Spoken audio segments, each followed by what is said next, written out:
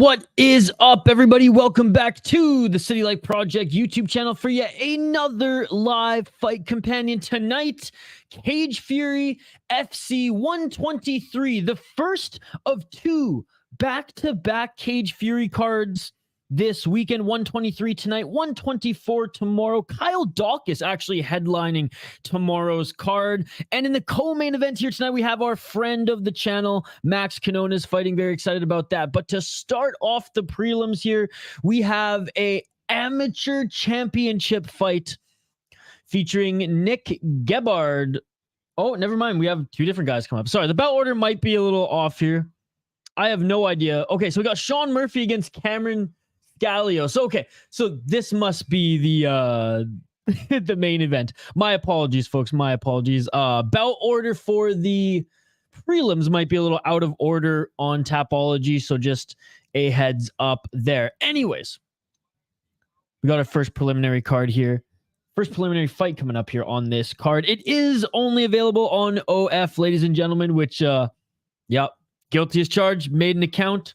Was charged to make an account, 10 cents, but still, this is how much of a fight junkie I am, ladies and gentlemen. So if you don't want to make an account, totally understand. You don't want your significant other to see, well, what the heck is that on the bill? You don't want that company going near your credit card or bank account. Totally understand. That's what I'm here for. That's what I'm here for, to give you live play-by-play commentary, reaction, and interaction throughout this heavy prelim card. This one, they're going ham on the prelims.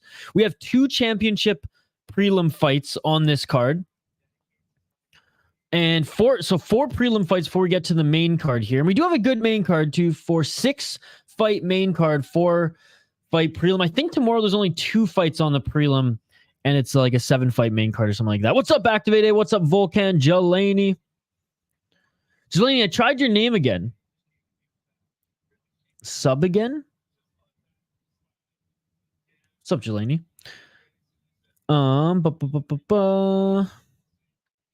Barris, thank you so much for joining, brother. Thank you so much for joining. Fighters are entering the cage right now.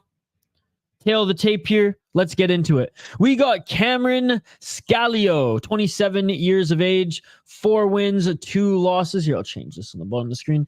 Up against Sean Murphy, 3 wins, 1 loss. This is an amateur fight, ladies and gentlemen. So 3 3-minute rounds. Be a 2-1 guy, and honestly, not bad. He's finished all in all his wins. He got a finisher, so that's good. Cameron Scalio, 4-2. I'm starting to like know quite a bit of Cage Fury fighters on their actual roster, but the amateur guys, look, we're looking them up together here, folks. We're looking them up together. Okay, he's got some grappling. Lost his last fight, beat a 3-1, 2-1. You know what? Shane's not here doing the beer bets. We're gonna go Cameron Scalio, and that's my prediction for this one. That is my prediction for this first fight.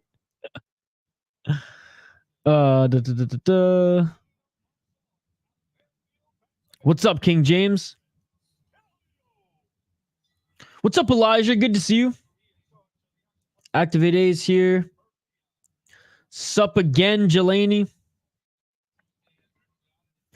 Going good, bro. I cooked the DGen parlay plus 2,000. Want to hear it? Yes, let's go. I want to hear it. All right, round 1 is about to begin here, folks.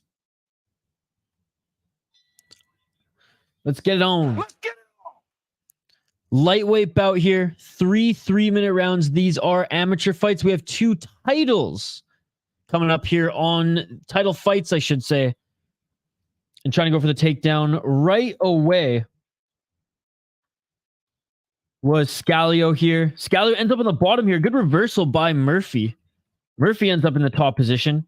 Modified half, or he's in the rubber guard right now, but looking to move into half guard. And he does. I mean, still in the rubber guard here. Almost moved into half guard.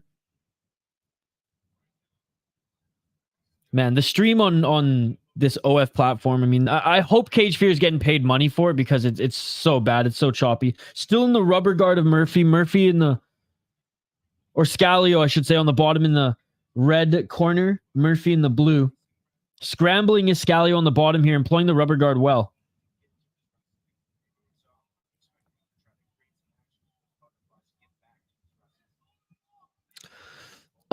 King James going for Cameron Scalio. McKee could sub lose. I have McKee winning. Oh, and a great reversal there by Scalio back up to his feet here. And he threatened a submission to get back up to his feet here. Murphy right away attacking that left single leg. Scalio is back up on his feet here. Foot, I should say. He's got 1 foot planted. Again, big shout out to everyone joining. Smash that like button if you haven't already. Subscribe to the channel. Again, diving for that single leg again. And Scalio sprawling out. Great defense of the takedown here.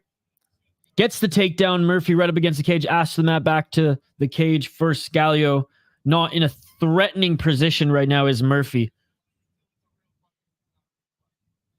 Hi ho. I ain't off to work. I ain't going. Champ shit only. Oh, jeez. Champ shit only. I don't know.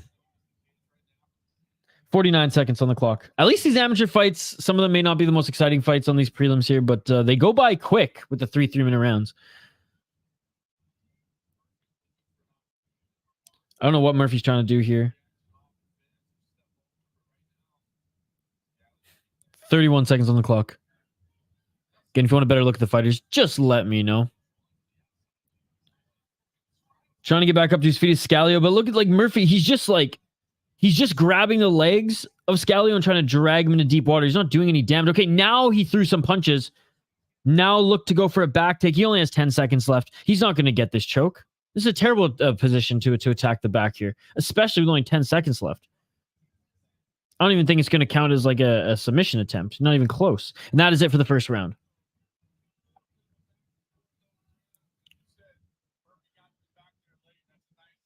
I was the type of guy who could have beat Khabib. Oh. Go Gebhard. Gebhard's not fighting yet, but he is going to be on the prelims. He is going to be on the prelims.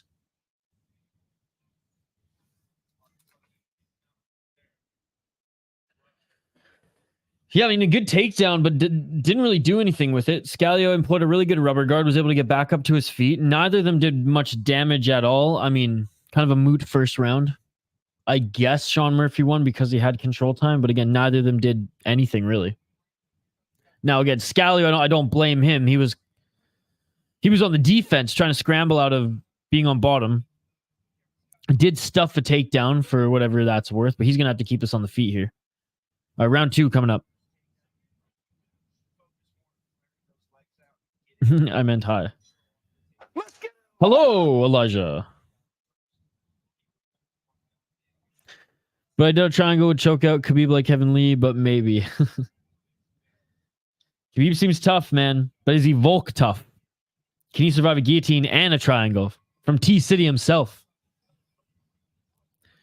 We're in a left-hand attempt there by Scalio. Murphy landing the better shots here. Scalio now looking for the takedown. Scalio with a good back take there. Okay, Scalio, not much of a scrapper. It seems Scalio attacking the back here and more of a cleaner back take and attack there than Murphy in that first round. Scalio doesn't quite get the back take, has a right hook in. 2 minutes and 20 seconds on the clock.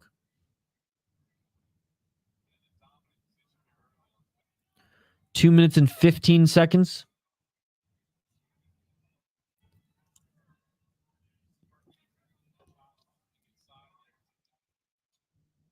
And now Murphy gets on top.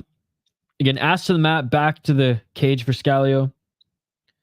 And we lose the broadcast. Great. Great.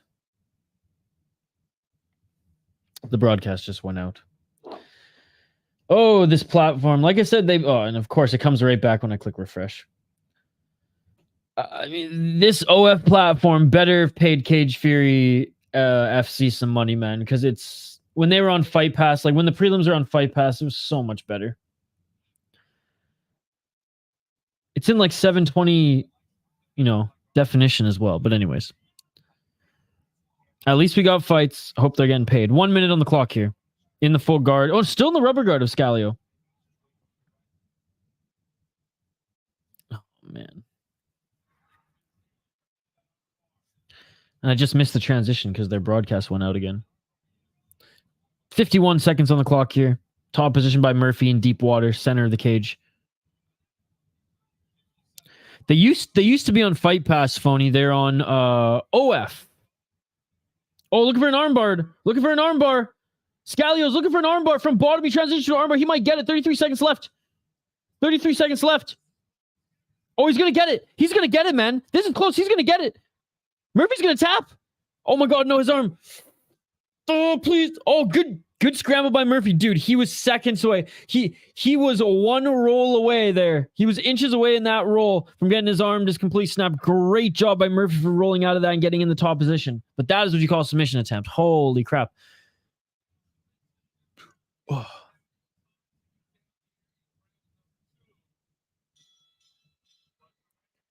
Cage Fury FC prelims are on the OnlyFans. That's why I keep saying they better be getting paid because it's a horrendous broadcast here. It's like 720p. It used to be on Fight Pass. Like you could watch the prelims and that's it for the second round, by the way, guys. I mean, it could be one round apiece. Honestly, Scalio won that round with the submission attempt, despite Murphy probably still having more control time. He did nothing with it. He did nothing with it.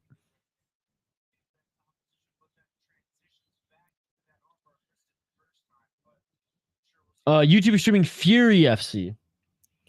Yes, Fury FC. There's some overlap. The Challenger Series finals, if I'm not mistaken, right? So this is Cage Fury FC. And they used to be, their prelims used to be on Fight Pass and like YouTube, just like Fury FC, but OF came in and hey, paid them to put it on their platform to get more users on. And like I said, for how not that great the broadcast is as far as quality, and that's not because of John Morgan. Petrosky's on the mic tonight as well, as this is taking place in Philly, by the way. Some sloppy striking for both these guys. Body kick by Murphy. But again, these are amateurs. Quite literally. You can see them with the bigger gloves here too. Oh, great back take Easy. In open water, gets the body lock, spins and just takes him to the ground, has the both hooks in. Murphy's in trouble here. 2 minutes and 23 seconds on the clock. Scalio has his back. Cage grab. Cage grab. Can't do that. Can't do that.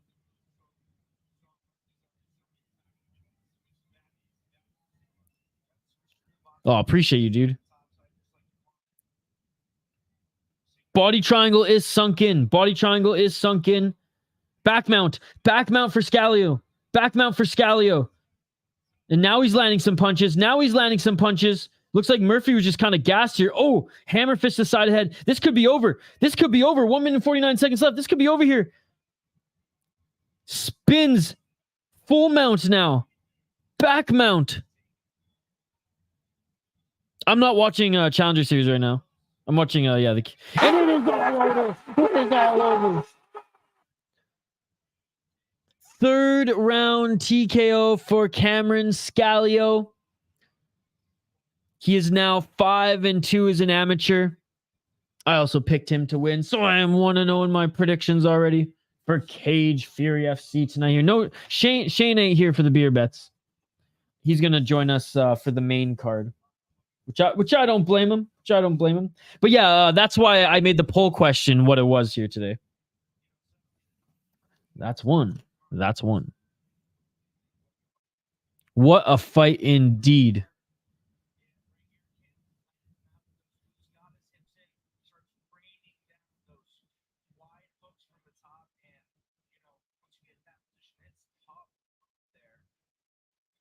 Oh yeah, dude, Volkan's gonna be a pro, man. We're gonna be doing fight companions for cards that Volkan is headlining in the future. Mark my words. That shit beautiful than a motherfucker. Amateurs can be worthy fights if they're evenly matched. Yeah, these guys they did not have any striking, but clearly Scalio has some grappling. What's up, Foul One of our exclusive members here? I mean, I feel like I didn't have, I mean, they were safe picks. They were safe picks. Like, I didn't go crazy on the UFC card. What were the only big underdogs I picked were Reese McKee. Yeah, that's it. Reese McKee is the only underdog I picked. Yeah. But a lot of people in our community anyways don't believe in Ozdemir. Scalio announced as the winner. What a finish. John Morgan.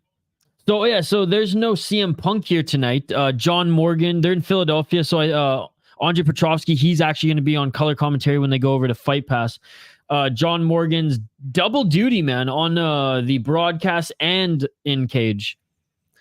I don't know if you guys saw my tweet at VI Sports Talk. I said I made OnlyFans for John Morgan and John Morgan only.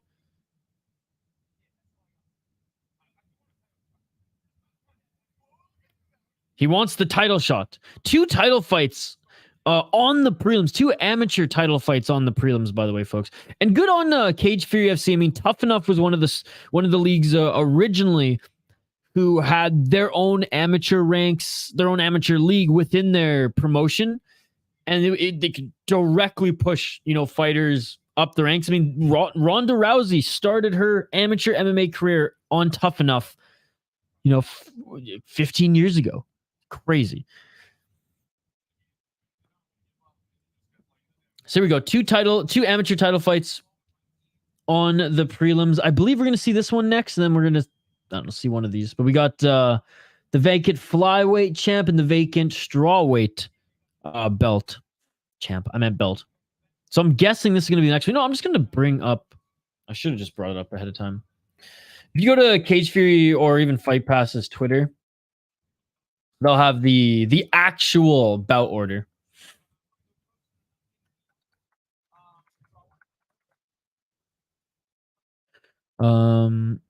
He's saying I want to turn pro, but I want that belt first, that amateur belt first.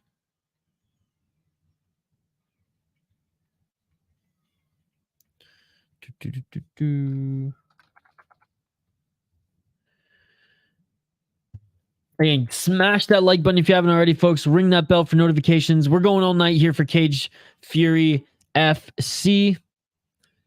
Prelims all the way to the main event of the evening. And starting off here on the prelims, the OF prelims. If you don't have OF, if you're scared your significant other, if you don't have an account, I should say, we'll find that and be like, yeah, right, you're watching this or you're using this to watch fights. Yeah, right. I don't blame you. I don't blame you. That's what I'm here for. That's what I'm here for. Alan, you're a smart dude, Alan. I can't do that, dude. UFC Fight Pass and Cage Fury will shut down my stream.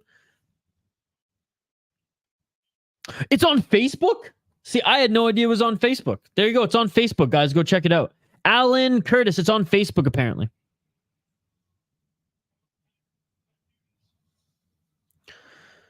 I think it is or was all in Ozdemir's own hands, in my opinion. He was a talent. If he worked hard that past year, he could still enter his prime. If not, the decline from his prime could also just be there. Yeah, I mean, he's only lost to really good opponents in his last few losses, right? His only losses in the UFC were to solid guys. Okay, I believe this is going to be the next fight. I doubt they're going to put the title fight in between this one. Brandon Slade against Parker Kropman. Slade 3-1 amateur record. He's 31 years of age. He lost his last fight to a 2-0 guy. Before them was undefeated. Beat two guys making their debut and one guy who was 2-0. Rear naked choke, ground and pound, and unanimous decision victories. Parker Kropman 1-0 as an amateur. And his only win came in Cage Fury FC to another guy making his debut at Cage Fury FC 121. Honestly, we probably watched that fight because we streamed both 121 and 122. I'm going with Slade. I'm going with Slade. Let me know your predictions, folks. Let me know your predictions. Lingerie fighting champion. You know what? I know MMA On Point made a video of the craziest promotions in the world, top 10 craziest promotions, and I think they included that on there.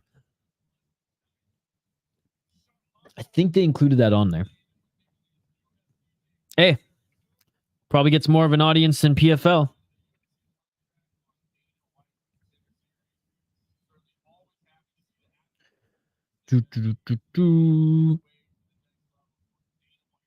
All right, folks, we have how many? 3 more amateur fights on these prelims. Then 9 p.m. Eastern, we'll jump over to UFC Fight Pass for the main card. Now, there are some good fights on this main card. Our friend Max Quinones, 4-0, undefeated as a pro, and his last 2 fights he won in tremendous fashion. He's taking on Israel Galvan, who is a hard hitter.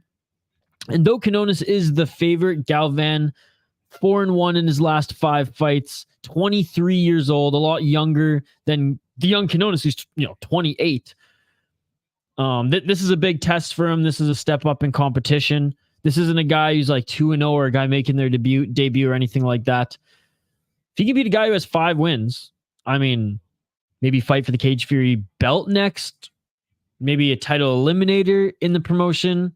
I mean, 2 more wins and an invite to a Contender Series on the podcast, which I will share to the exclusive members later tonight. And then on the channel on Sunday, he made mention of saying that Contender Series would be great, but he would rather just always kind of be ready and in shape in case he's on the UFC radar and he can fill in for a short notice fight, because you automatically get a 4-fight deal in your contract. One of them's burned, obviously, with taking the short notice fight, but it's almost more of a, he says, usually it's a better deal entering the UFC that way than even through Contender Series, if you're not, focused on also getting the clout from Contender Series.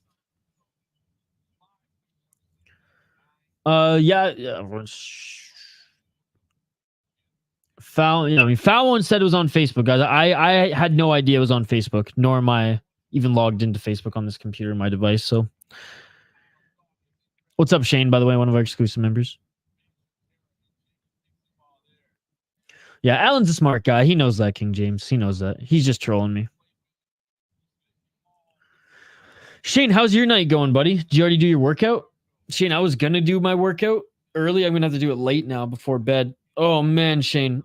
Instead, I was like, you know, I'm gonna make a protein-packed mac and cheese for dinner, which I made a tremendous mac and cheese that I put in my cast iron pan and baked with more cheese and scrambled eggs mixed in to the cheese sauce, and in between all the noodles as I baked that shit at the end, and had some, you know, brought sausages in there as well, and some chicken, bacon, some broccoli on the side. Man, I ate probably like 2,000 calories in that one sitting. I am stuffed, absolutely stuffed. Oh, never mind. We don't have this fight coming up next year, because that makes sense. Why would you not have your 2 title fights at the top of the prelim card? All right, we have our first title fight on the prelim card, ladies and gentlemen, for the Cage Fury FC vacant flyweight championship. We have Nick Gebhard against Tony Lichtenberger. What a last name, Lichtenberger. Looks like he's in a metal band, not a fighter. Looks like he's a heavy metal fighter. All right, let's highlight these guys. What is up, Hockey from home? It's great to see you. He says, yeah, I worked out at 3:30 and went to Subway. However, I'm so tired. And you're not going to church, like, so you can watch as long as you want. Well, hell yeah. I love this cut man in Cage Fury FC, by the way. It looks like he's got a ciggy in his mouth the whole time. Well, sit back, relax, and watch some Cage Fury FC with us, Hockey from home. All right, let's highlight the fighters here, folks. I'll give my pick, and then I want to hear yours. Shane, by the way, I got my first prediction right on the card. I got my first prediction right. We have Nick Gebhard, 4-3 as a pro. He's on as an amateur. He's on a 3-fight win streak. 27 years of age. He's out of Blackwood, New Jersey. It's a Jersey thing. Training out of American MMA and wrestling. Doesn't get more American than that, baby. 3 KO, TKO, 0 submission. So he's never been knocked out. He's never been submitted. His only 3 losses have been decision. He's only won once via decision. And in his last 3 wins, two have been via finish. So he retired his opponent. So they threw in the towel. Decision, and then he got a knockout in the second round against a 2-2 guy. 3-fight win streak in the amateur scene earned him this title shot against another 27-year-old Tony Lichtenberger. 3-4 for Lichtenberger. He only won his last fights. 3-4 as a pro. Or sorry, I keep saying as a pro. I'm just so you said 3-4 as an amateur. No KO, TKO wins, no submission wins, only 3 decision wins. Beat a 2-1 guy, 1-1, 0-1. Also making his debut in Cage Fury FC. Yeah, I'm going with Gebhard. Locking it in. I think Tony Lichtenberger would do well in like a mosh pit. As far as brawling, he would brawl well in a mosh pit. I don't know about a cage though. That's kind of the vibe I'm getting. Let me know your thoughts in the live chat, folks. Let me know your thoughts in the live chat.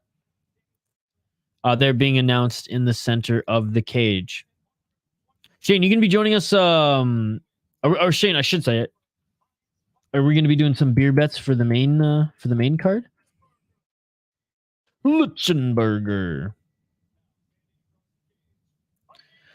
I saw 2 teachers like 100 times today, which is exaggerating. Sunday, I'll see the creator. We talking like the creator or like your friend, the creator? Isn't Sunday the days that people go and sing hallelujah to the creator anyways? I'll listen to your commentary. Hell yeah. Thank you very much. All right. Round 1. Big Dan Murray. We got it back in there for another amateur fight. Round 1, ladies and gentlemen. Let's get it for the amateur title. That is right, for the vacant flyweight Cage Fury FC amateur title. 3 3-minute rounds. Nothing changes in that department. Live play-by-play commentary, reaction, and interaction. Let's get it on, ladies and gentlemen. Lichtenberger quickly going for the shots here and dropping for a guillotine. ran in with the pace, and Lichtenberger dropped for a guillotine. Now he's trying to get the back of Gebhard, but Gebhard transitioned and went for the right single leg of Lichtenberger, and now Gebhard is in the top position here in the full guard of Lichtenberger. What's up, JK?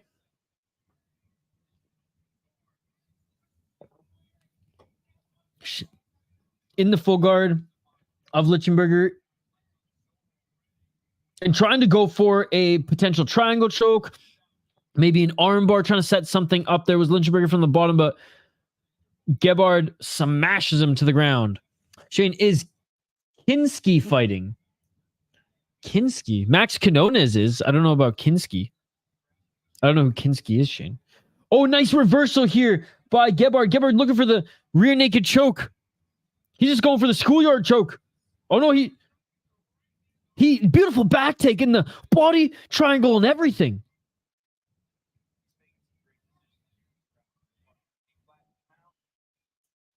Sup, chill?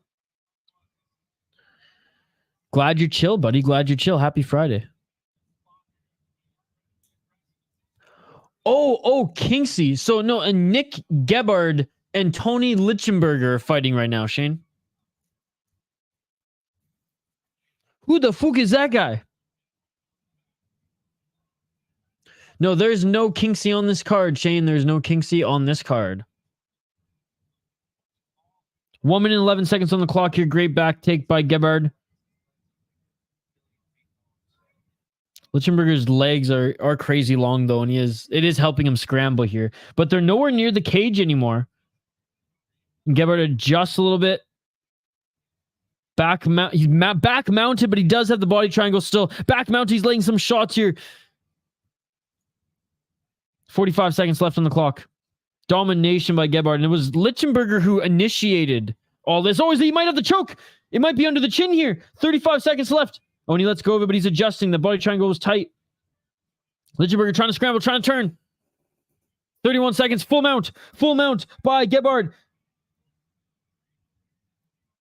Dude, Gebhard looks damn good in his grappling. Gebhard landing some shots. Just relentless pressure. And now Gebhard looking for the choking end. 15 seconds left. 11 seconds. Is it under the chin? Is he squeezing? 10 seconds. Is he going to get it done? Is Lichtenberger going to survive this? Is he awake? And that is it. That is it for the first round. Wow, he survives it. Lichtenberger survives the round, ladies and gentlemen. Lichtenberger survives the round. What an absolute domination by Nick Gebhard. He's one step ahead of Lichtenberger. Flimsy Finance. I love the name. It's on, unfortunately, it's on OnlyFans right now. OnlyFans struck a deal with Cage Fury FC, and they are exclusively showing their prelims right now, and they took the prelims off of Fight Pass. But the main event will be on UFC Fight Pass at 9 p.m. Eastern. Did you see the new Dana White Contender Series fighter, Gabe Itch?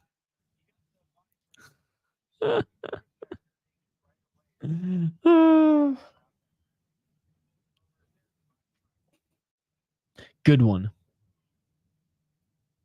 And again, it's like, why did Cage Fury FC... Again, they must have just got paid, because there's only 139 live viewers on the OF prelims. I feel like when they were on Fight Pass, they got way more viewers. And even when they were on YouTube. Anyways, round 2, ladies and gentlemen. Let's get it all. And shooting for a guillotine again was Lichtenberger. It didn't work the first time. I don't know why you're going for it again. And Gebhard's in the top position in the guard. It only took Gebhard a few minutes to adjust.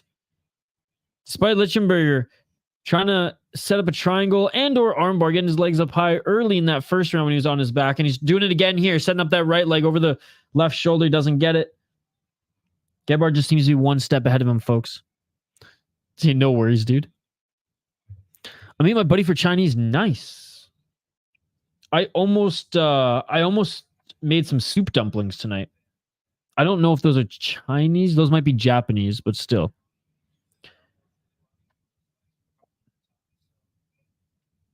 Are soup dumplings Japanese or Chinese? Let me know in the live chat. I feel like they're Japanese. 1 minute and 58 seconds on the clock. Gebhard looking to pass into side control here while he's pinning Lichtenberger up against the cage. Oh, and he goes right into mount. He goes right into mount. Easy mount take. Oh, they're Chinese? Okay. Damn good. Damn good. I've learned, I've made them a couple times. I got a little steamer. Rear naked choke. Rear naked choke. Pulling back. Pulling back. Scrambling. Dude, Lichtenberger, I'll give credit where credit is due. He scrambles. Xiao Long Bao. Oh, I love Japanese. I mean, I love most Asian food, but Japanese food is one of my favorites. Katsuda. Their tempura. Okay, now it's under the neck. I mean, just attacking and attacking and attacking is Gebhard here. 48 seconds on the clock again. 3 3-minute rounds. These are amateur fighters. So quicker rounds here, but just absolute domination by Gebhard. I mean, if Lichtenberger drops for a guillotine in the third round, assuming he survives these 35 seconds, fight IQ is very, very low. Volkan, it won't be for a little while, dude. He's the co-main event on the main card, and the main card doesn't start until 9 Eastern. So at minimum, 2.5 hours. Under the neck again, 30 seconds, and it is all over with 10 seconds left. With 10 seconds left, it's all over. And new. Nick Gebhard is the new Cage Fury FC amateur flyweight champion. That shit beautiful than a motherfucker. Oh man, and he is so pumped. He is so pumped. Atta boy. Tibetan soup dumpling called momos. 4 straight wins. Let's go, baby. And only 143 people are watching. Again, if they were on YouTube, if they were on the Fight Pass on YouTube, or just honestly, didn't Cage Fury FC just didn't they used to play their own prelims on their own YouTube channel? Anyways, I feel like they got way more views, but they must have just got paid. I keep going back to that. Money talks. Cage Fury FC must have just paid them. Man, he kept attacking that, eventually got those arms under the chin and was able to lock in that choke.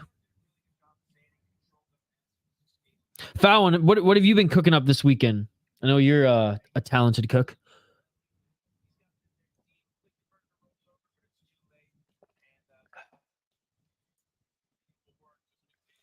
I made like I was saying, I made a very hefty mac and cheese, protein heavy mac and cheese, but I'm gonna have to go for a late night run tonight and a long workout tomorrow morning before UFC. All right, being announced as the winner. I want to see what does the amateur belt look any different?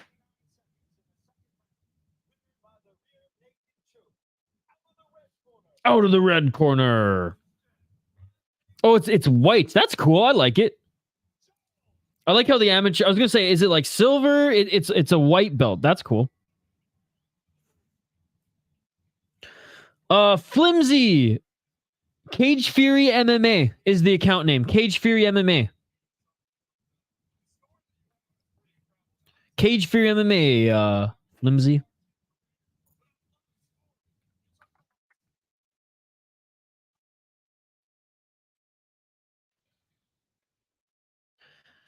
Champion.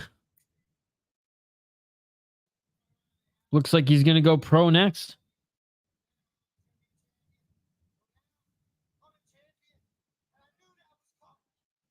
Aw. He's like, when I was a kid, I used to have these toy belts. I'd run around my house. I told my mom, my grandma, I'm going to be champion. Now I'm a champion. Yeah, no problem, Flimsy. No problem. I made some spaghetti bolognese and harvested my basil. I just harvested my basil the other day too. I made tons of pesto. I made quiche. I made a curry lentil soup, and then just eating lots of kimchi and fried egg sandwiches. Love it. Never been like I love fermented everything, and I pickle everything. Garlic, beets. I pickle everything. But kimchi is the only one out of the bunch that I'm just like, it's just not my favorite. I do like, I can't say I dislike it. I'm never gonna make it or buy it though. But if it's like at someone's house, so they offer it's like part of the dish, like I'll totally eat it and I'll enjoy that experience. But overall, yeah. But all that sounds good. Yeah, I just harvested my basil too.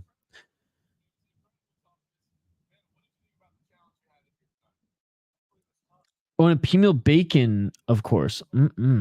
What's up, buddy? They're on OnlyFans, dude. They're on OnlyFans. When is the Todd box? That one should be... That one will be right at the top of the hour. So at 9 p.m. Eastern, my man.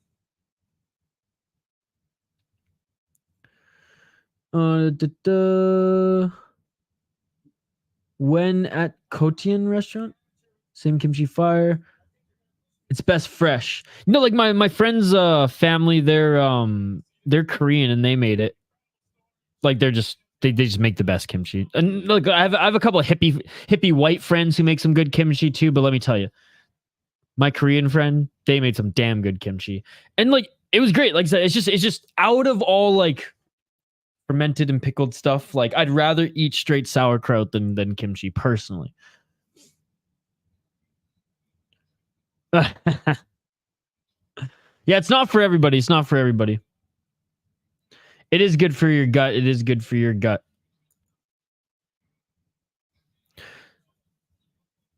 I do have turmeric every day. I have a tea before bed that I add a lot of turmeric. Too much turmeric. I've stained every single one of my beige hoodies. And on my white shirts as well. Man, this feed sucks. Let's see if it reloads itself there. Yeah, Monster Tony. It is interesting. It is interesting. Like I said, Cage Fury. Sorry about that, guys. Like I said, Monster Tony. OnlyFans must have paid Cage Fury a lot of money to get the exclusive rights to broadcast their prelims on their platform. Enough money where Cage Fury like couldn't say no, despite getting more viewers. It's not even close. Like they were getting more viewers on YouTube and or Fight Pass when they were streaming them there. But again, money talks, and I hope they're making a lot of money from this deal because it is an inconvenience for a lot of people. There's only 142 viewers. There's only 142 viewers, which is a shame. It really is. All right. I imagine now we're gonna have Brandon Slade and Parker Kropman. We already ran over these fighters. We already highlighted these fighters. I already gave my predictions for them. I said Brandon Slade who's gonna win this one. We'll just quickly go over it again. By the way, shout out to everyone who's joining us for the prelims, sir. You guys are awesome. Appreciate you. 3-1 as an amateur. Lost his last fight to a 2-0 guy. He has beaten a 2-0 guy before. Unanimous decision. He TKO ground and pound a guy making his debut, and also a guy making his debut with a rear naked choke. Sorry, I downed this brewski a little too quickly, but I got some hiccups coming up here, which isn't good if you're gonna do another 3.5 hours of streaming. I have to hold my breath in the break. Actually, I know a cure for hiccups. I know a cure for hiccups. Yeah. What elevates your heart rate, makes you cough, and distracts your brain all at the same time? I know Phony knows. We were talking about it at the beginning of the stream. Anyways, Parker Kropman, 1-0 as an amateur. And he's fought in Cage Fury before. He won via arm triangle choke in the first round. So this is a huge step up in competition, which is why I think Slade is going to take this one. I don't know how old he is, though, out of Rochester, New York. He could be a lot younger. Going with Slade, 31. He's not that old. Now, he'd be old if he went pro at that age, like if he went pro next, but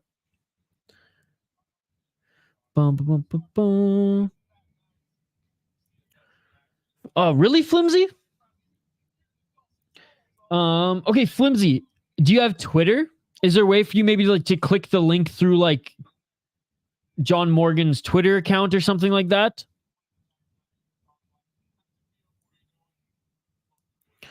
Monster Tony, no, I agree, buddy. It's a nuisance for sure. It's a nuisance for sure, guys. But don't worry, I will continue to give you guys commentary. I don't know who the fighter is that he has on for color commentary here on the desk for the prelims. I do know Andre Petrovsky is going to join him for the main card. Monster Tony, appreciate you joining. Flimsy as well. Again, sorry it's a nuisance, guys. Find these prelims. Again, I'm a fight junkie. I don't have a significant other. I don't gotta hide. I got nothing to hide. So I made an account to watch these fights. But I'm gonna be the first one to be critical of it.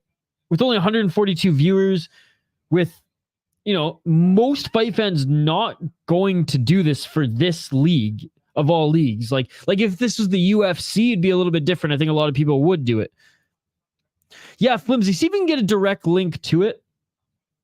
I think that's how I originally got to the page, and then I followed it, and then it just kind of popped up on my feed. It was like, this is live, and I was able just to click it there. And it's annoying that it has to be this difficult for you to find it, but I follow John Morgan on Twitter. He's the play-by-play. And it JOHNMORGAN,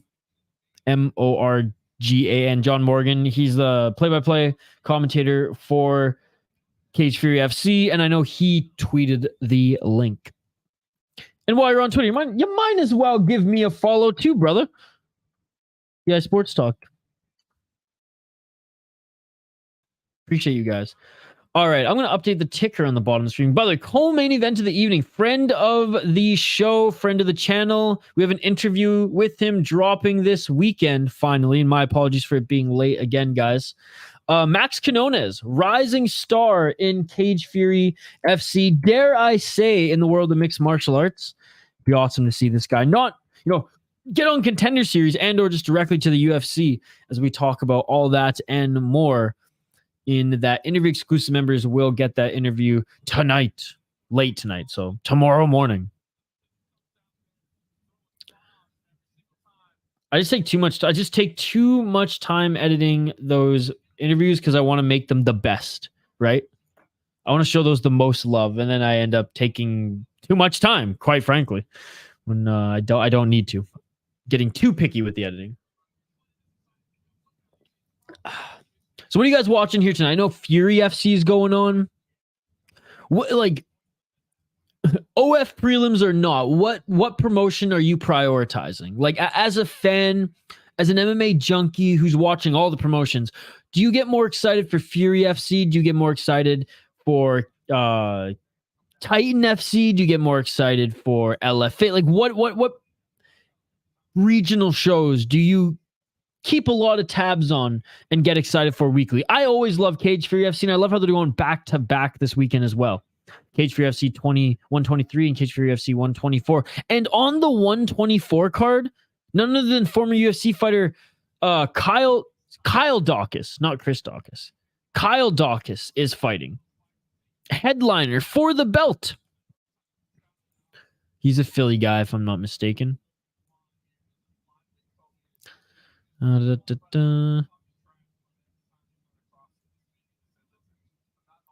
apparently they were just talking about the co-main event, Quinones and Galvan. Apparently Galvan has just been talking trash to Quinones all week, ladies and gentlemen. So yes, Kyle Dawkins will be fighting for the Cage Fury FC middleweight title. He got cut from the UFC. Got a win in Cage Fury FC against Robert Gidron, which was 7-7. He should have beat him. And now he's fighting for the title. The Darce Knight, Kyle Dawkins.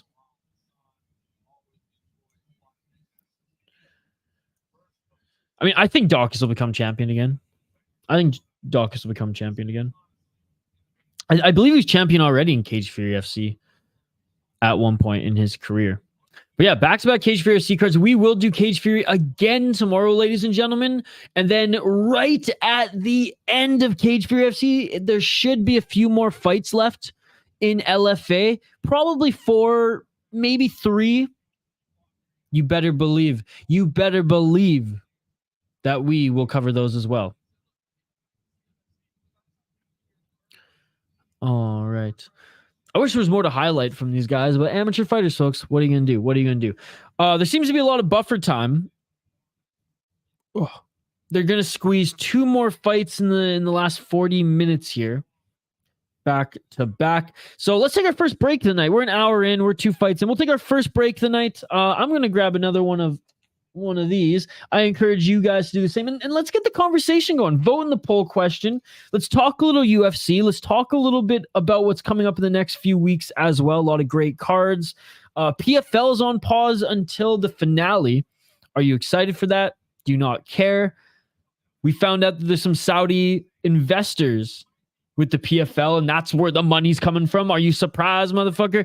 Let's get the conversation going in the live chat. If you're new to the channel, we do live play-by-play commentary, reaction, and interaction with all you amazing folks in the live chat. So smash that like button if you haven't already and get your comments in the live chat. Quick break, 2-minute break. On the other side, we will be back to highlight this next fight one more time, as well as give play-by-play and commentary for the fight as it's going on. But most importantly, I'm throwing my pen all over the place.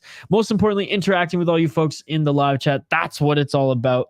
Back on the other side, Cage Fury FC 123 live here on the City Life Project YouTube channel. Don't go anywhere, folks. Back in 2 minutes.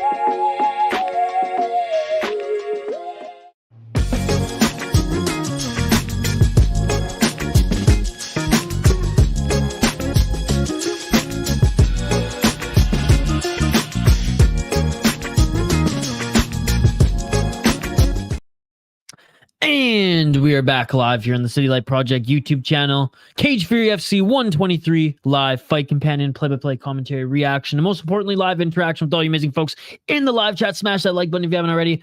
And let's get to the live chat here. Flimsy saying, PFL is interesting because the pay is high for the winners of the season, but the talent that's winning in some of the divisions is like mid-tier UFC at best. I mean, it is getting better, but yes. So I always wonder why some UFC fighters don't switch over for the bag. Well, some have. I mean, Shane Burgos. Now, I know Dana White has admitted that UFC kind of flopped on that one. But, he chose PFL, Olivier Aubert-Mercier. I mean, he actually... He left the UFC on I believe, 2-fight win streak, or at least on a win as well. Look, I don't think any winners of the PFL would be UFC champions. Could they Could they be competitive in the top 10 of each respective division? Hell, could maybe 2 of them compete in the top 5? Maybe. I just think the PFL season is incredibly silly. I personally hate it. I think that not allowing elbows, both standing and on the ground, is disgusting, and I think it's a disgrace to mixed martial arts to not allow that. And the bottom tier, I mean, it reminds me kind of like of boxing in that sense. Like the bottom tier fighters make nothing, dude. And the top tier, like Shane Burgos, I mean, he makes a ton just to show, not to mention win plus if he wins the season, right? OAM's gotten better, and now obviously OAM's look better against lesser opponents, but he started to trust his striking a little bit. Oh, it looks like we don't even have this fight coming up here. Again, my apologies, folks. The bout order is all out of whack here.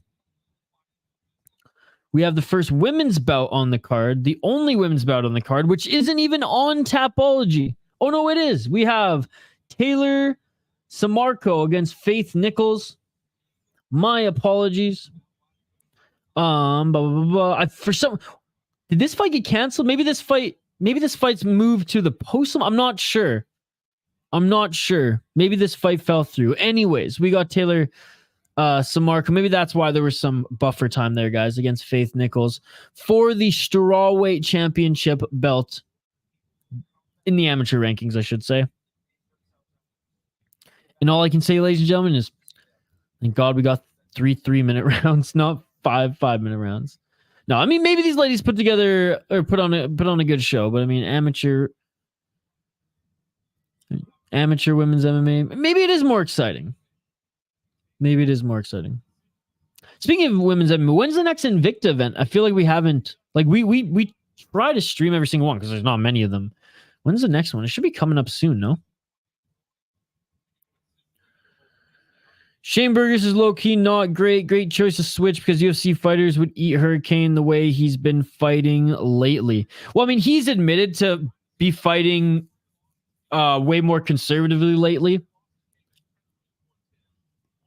And then his last fight, he was just fighting dumb. He should have employed some grappling there instead of box with a pure boxer. You know what I mean? But the thing is, like, people wanted to see him in the UFC, which, like, the UFC wants more eyes. They want more pay-per-view buys. Not to say that, like, he would be on a ton of pay-per-views. He's the type of fighter that the UFC likes to have on their roster. So, like, whether he would be ranked or not, he's someone who everyone wants to watch because he brings the heat. You know what I mean? Olivier Aubert-Mercier was not even close to as exciting as a fighter as Shane Burgos in the UFC, but in PFL, again, I would say half his opponents have been really good. Half his opponents have been, I don't want to say cans because a lot of them were like really good fighters coming off the regional scene. But, 4 fight win streak on the regional scene, Fury FC, and then have to fight OAM. It's like, okay, that's a step up in competition, and OAM able to knock him out. Bro wrecked my parlay against Clay. Why was he boxing with him? Yeah, I did pick Burgos to win, but I remember in my predictions I said with a massive asterisk, he's only gonna win if he employs grappling. I was like, that is the only way he's gonna win. Clay Collard, incredible boxer, put on an absolute clinic. I will say the third round, Burgos did a great job of picking apart his leg enough where like he actually could get the better of him in that third round. Dude, Dan Margulies had 3 fights in a row now that he's been officiating. I think Shane Burgos doesn't have the best fight IQ, and I also think in that one, and again, at least he's candid. He said in that one that like he felt bad because the PFL threw all this money at him, and he was being, round 1, by the way, guys. And he was fighting conservative to try to not be injured to make the playoffs, and they bit him in the ass. And so to show his appreciation to PFL, he went balls to the wall, wanted to put on a show. So he didn't lie. He definitely did that. All right, round 1, ladies and gentlemen, 2 minutes and 42 seconds on the clock. Nice left hand there by Samarco. Samarco in the red corner, Nichols in the blue. And a nice takedown there by Nichols. Nichols in side control.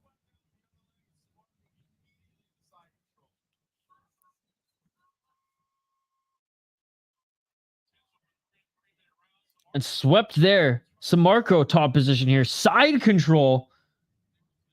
Pushing Nichols up against the cage. 2 minutes and 10 seconds here. Maybe head and arm. Choking that modified half guard side control. Oh, nasty right hands in the top position here by Samarco. Samarco, relentless pressure here. Samarco with the hook and back on their feet here. Nichols, Samarco with the body lock here. Samarco looking for that takedown again. Trip takedown. Doesn't get it. Pushes Nichols back up against the cage. 1 minute 49 seconds on the clock. Knee to the body. Dude, Samarco's not giving Nichols any time to even think here. Let even catch her breath. Relentless pressure. Relentless pressure. Knee to the body by Samarco. They finally separate here. Dude, I like this Samarco chick. She's kind of walking forward, just like, I'm going to hit you. I'm going to hit you. If not, I'm going to take you to the ground, bitch. 1 minute 14 seconds on the clock. Stalking her is Samarco. Yeah, she's throwing that 1-2 with that big overhand left to look for that level change. Yes, indeed. Yeah, I'm not a fan personally. I'd rather watch regional MMA than PFL most of the time. But we do stream it for those who like it. And for some reason, we get a lot of people who follow it. Now, to be perfectly fair, Flimsy, for as silly as the season is, for as much of, for how asinine it is that they don't allow, dude, they don't allow elbows. Great takedown there by Samarco. They don't allow elbows. What kind of fucking MMA league is this? They don't allow elbows. Like, I know Ryzen doesn't allow standing elbows, but they allow soccer kicks and knees to the grounded opponents. You don't even allow that, PFL. So it's an absolute joke of a promotion. I'd rather watch regional, a lot of regional MMA personally, but to be fair to them, where I was getting at is their last few shows, minus the heavyweight one, that was a horrendous card. We've seen some awesome knockouts. Full mount by Samarco. Full mount by Samarco. She's throwing shots here. And that is it for the first round. Absolute domination by Taylor Samarco, the warrior of God. Absolute domination. Oh my God.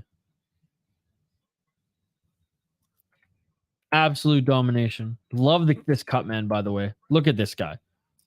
Looks like he's like from The Sopranos. Burgos left his aggression with the UFC. Well, I mean, his last fight he was aggressive, right? He probably shouldn't have been. He should have grappled in his last one. No, his last fight he was. Good game plan, too. In the third round, I took a sip before. In the third round, attacking that leg over and over again. Then as soon as Collar couldn't walk on it, then attack. But it took him 2 rounds to get that leg, to the point where he could actually get his striking down. Clay, like the fact that you wanted to just stand in front of Clay Collard in the pocket, that was the dumbest decision you could make. And I like Shane Burgos, and I said with an asterisk. Let's get Round 2, by the way, guys. I said his path to victory is if he mixes the martial arts. Oh, some big bombs here by Samarco early. Samarco with a shot to the body. And Burgos decided that he just wanted to scrap and put on a fireworks show for the fans. Oh, a nice right hand by Samarco. Dude, this Samarco chick is good. And then takes Nichols to the ground. No, again, and that's what I said. The fight IQ wasn't the best in that one.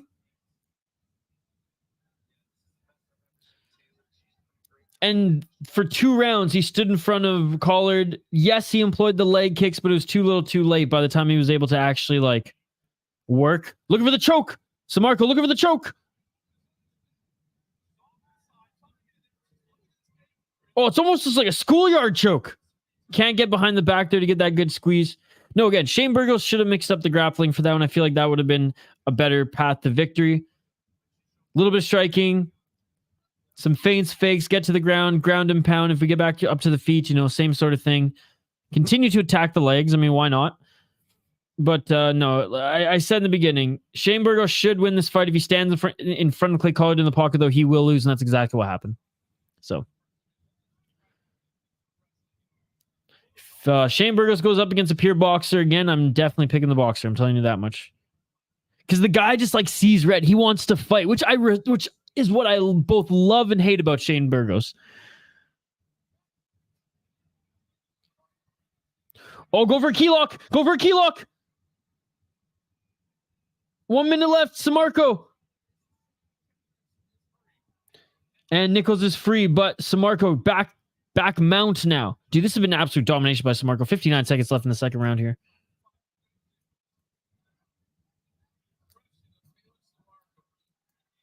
$51 seconds. Back mount, some shots to the side of Nichols' head.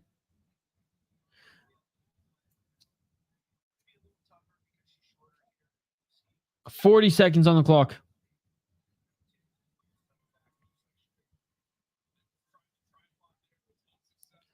$32 seconds.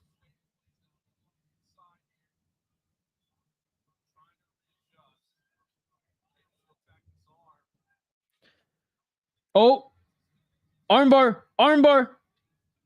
Samarco going for the arm. Was that not a tap? No, Nichols is trying to adjust out of this. 11 seconds. Can she do it? 10 seconds. Oh! Oh, she contorted that arm. She was almost like going... Oh my goodness. How did she get out of that round? And it is the end of the second round. Dude, that arm contorted in ways. She's not only double jointed, she's triple jointed, she's quadruple jointed. That arm bended in ways an arm should not bend, ladies and gentlemen. Oh my goodness. She is tough as nails, this Faith Nichols, but she has been getting schooled for 2 rounds. Let me tell you, she's been getting schooled for 2 rounds, ladies and gentlemen. Oh my goodness. Predictions for the main card. Well, we'll do exactly like what we've been doing for these fights. As we move up the card, we'll highlight the fighters. I'll get my prediction, then I'll hear your guys's. But just some quick ones right off the bat. I mean, I have Max Quinones beating Galvan or Israel Galvan. I have Jose Perez beating Chris Vasil. Both of those are the favorites, so those aren't any like crazy picks there. The Bilal Hasan, Orlando Ortega. I'm honestly going for I think I'm going for Hasan. I'm not quite sure yet. And honestly, the rest of the main card is close, man. There's a lot like other than those two that I'm pretty confident the favorites will take. The rest of the card is pretty close. But we'll go into them in more detail as we move up the card here. All right, round 3, ladies and gentlemen, third and final round. Let's get it. We're 30 seconds into the third and final round, I should say. And guess who's already on top? Samarco. In modified half guard side control. Pushing Nichols into that corner.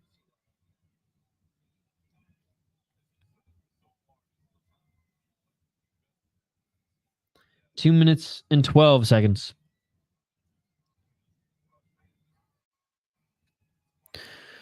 Women's MMA, always forget to turn the thumb up for a successful armbar.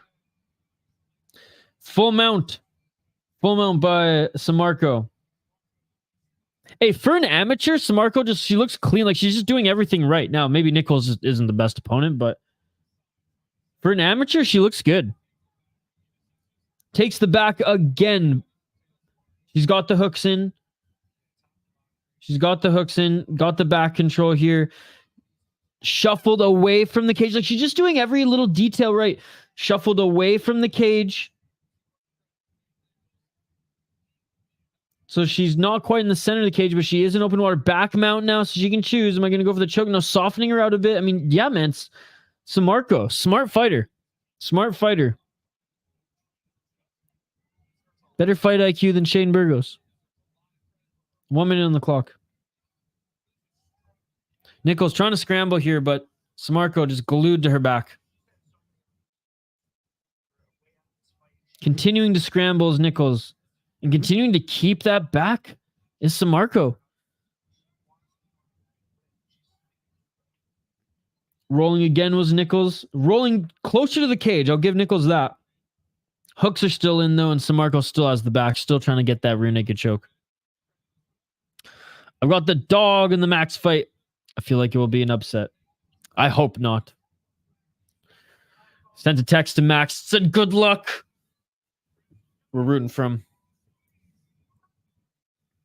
It is a big step up in competition, but the kid's talented. The guy's talented. He's 28. He's hardly a kid. Oh, and the choke is in. The choke is in. 13 seconds left. Is Nichols going to tap? Oh, no, it's not quite under the chin. Great job fighting the hands by Nichols. Great job fighting the hands by Nichols. But again, just pure domination.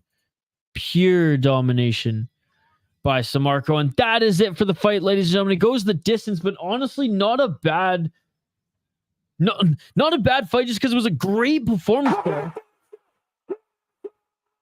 Taylor Samarco, who is going to be champion. She won this fight with flying fucking carpets, as they say. Great fight. Great win, I should say, by Taylor Samarco.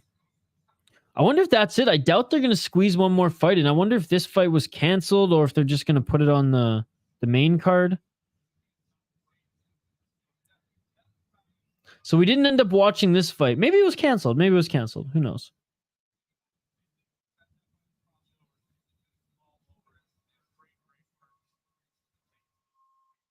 At the top of the hour, we will jump over to UFC Fight Pass, though.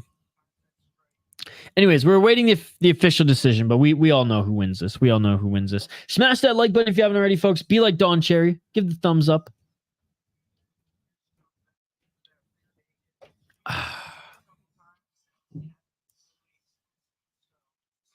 Just looking at some replays here.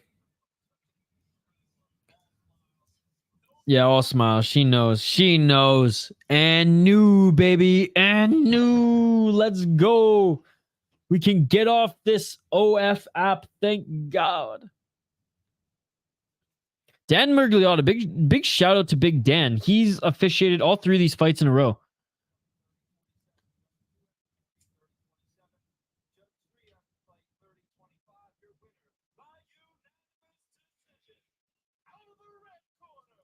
And no. That's awesome. Dude, that's a good looking amateur belt, eh? It's a good looking amateur belt. Commercial publisher. What the heck, YouTube? Be better with your timing there. Again, and shout out to John Morgan too. He's playing both in cage interviewer and play-by-play as CM Punk isn't with him tonight. But Andre Petrovsky will be in color commentary with him and might take over the in-cage questions. We shall see.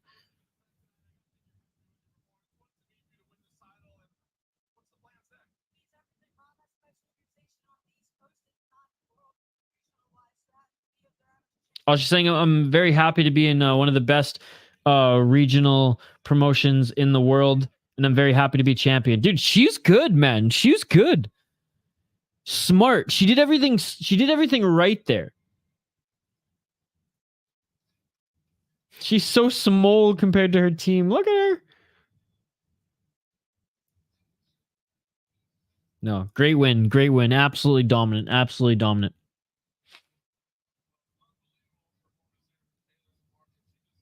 Yeah, so I don't think we're gonna have another fight. So yeah, that fight must have been canceled. So we're gonna move over to the main card here soon. Okay, yeah, so there we go. We had only a 3-fight prelim card. It was originally supposed to be 4. We're going to be moving to the main card here in a bit. We'll take a little bit, we'll take like a 5-minute break here in about, 2-3, in a few minutes here. We'll take about a longer break. I'm going to do a little stretch. I'm going to drain the main vein, and I encourage you all to do the same. And I'm excited for our boy Max Quinones. Tonight, tomorrow, another great main card for Cage Fury FC. You know what we'll do, guys? As we wait here before we take our break, let's go through the schedule. Oh, and that's it. That's it. Just like that, they end it. All right, I'm good. I'm good with that. Just like that, they end it.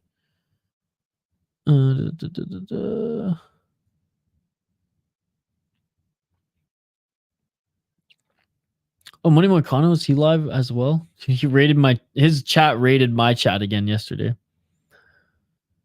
All in good fun. All right, let's take a look at the rest of the schedule for this weekend of what we're going to be streaming. Don't worry, we're not going anywhere. We just got a bit of time until the top of the hour. At the top of the hour, that is when the main card will start, ladies and gentlemen. So tomorrow we start the day off with UFC. That is right, UFC Fight Night. Gone vs. Spivak. UFC Paris starts at 12 p.m. Eastern.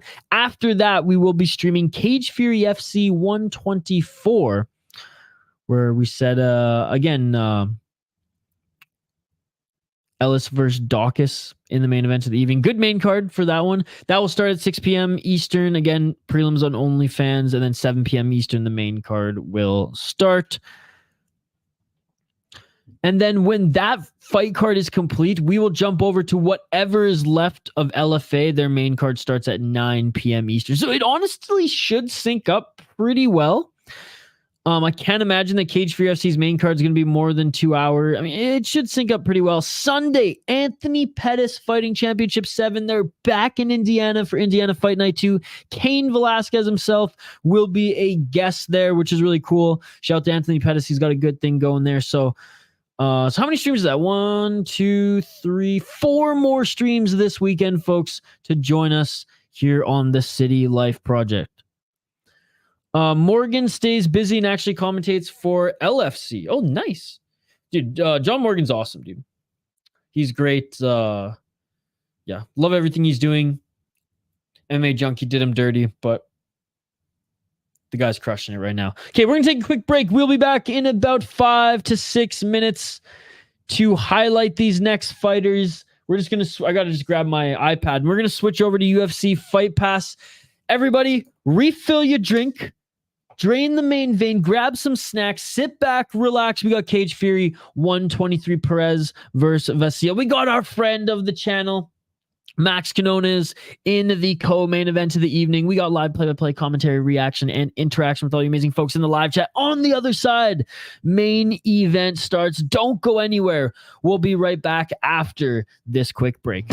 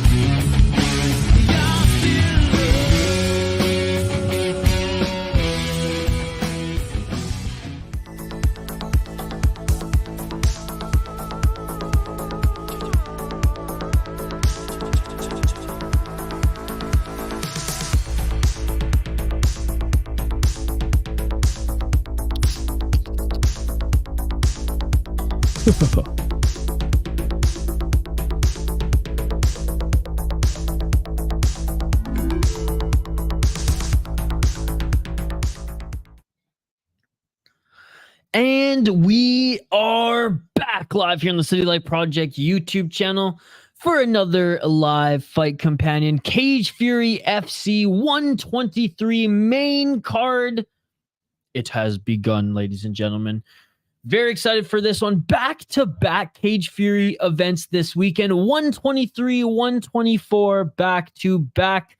And honestly, tomorrow's card is probably going to be even more stacked with more established Cage Fury FC talent. But there's some young up-and-comers on the card tonight that are awesome. Our boy Max Quinones is one of those fighters. We're going to be talking him up all night. Not only is he wicked talented in the cage, he's a great person as well. I had the pleasure of interviewing him a few weeks ago.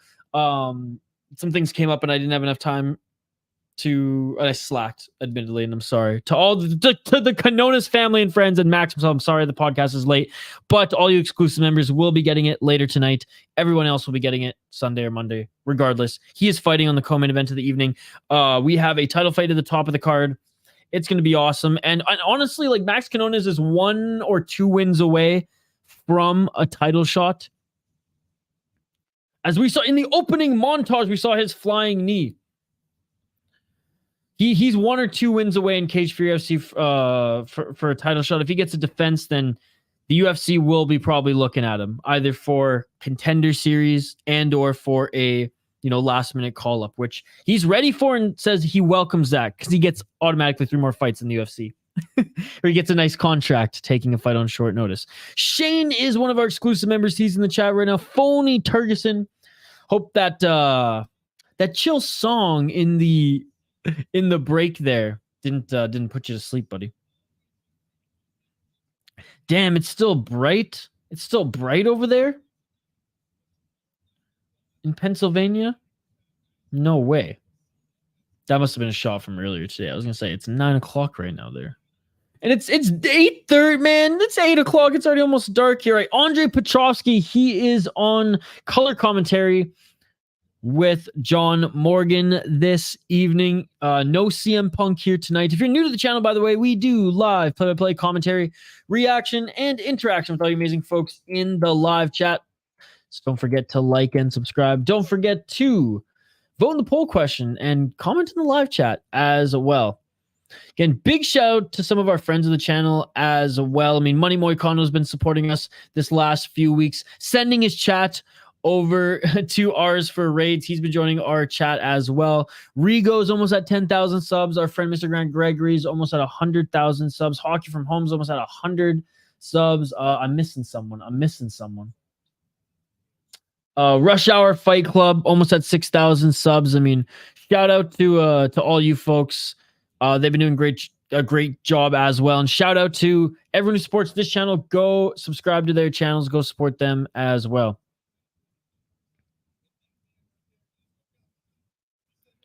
So Israel Galvan apparently has been talking smack to Max Quinones all week, which is awesome. It just builds this fight so much more. Curtis, that's a good question. I don't know, buddy. I don't know. I know Activate A, he was here, Curtis, and Activate A's got some good picks for these as well.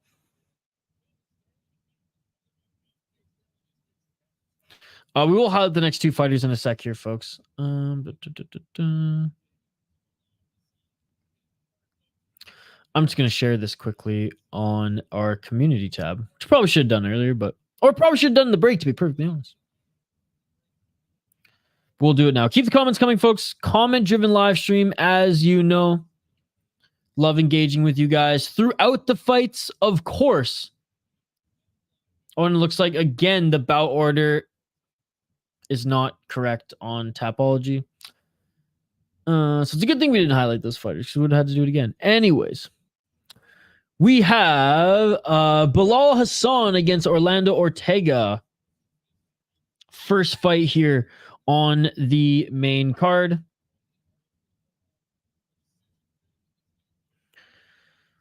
Want to know as a pro, 2-2 as a pro for Orlando Ortega. Want to know as a pro for Bilal Hasan. All right, I'll update the ticker on the bottom of the screen. We'll get right into highlighting these fighters. Again, appreciate you guys joining us for a little Friday night fights here. Cage Fury FC. Absolutely love it. One of my favorite regional shows. The best on the East Coast of North America, hands down. I mean, they're second only to what? LFA in North America as far as being, one of the best, if not the best regional show. Jacob Perez. What's up, Jacob? Bro, how can I watch this? I'm watching it on UFC Fight Pass, my man.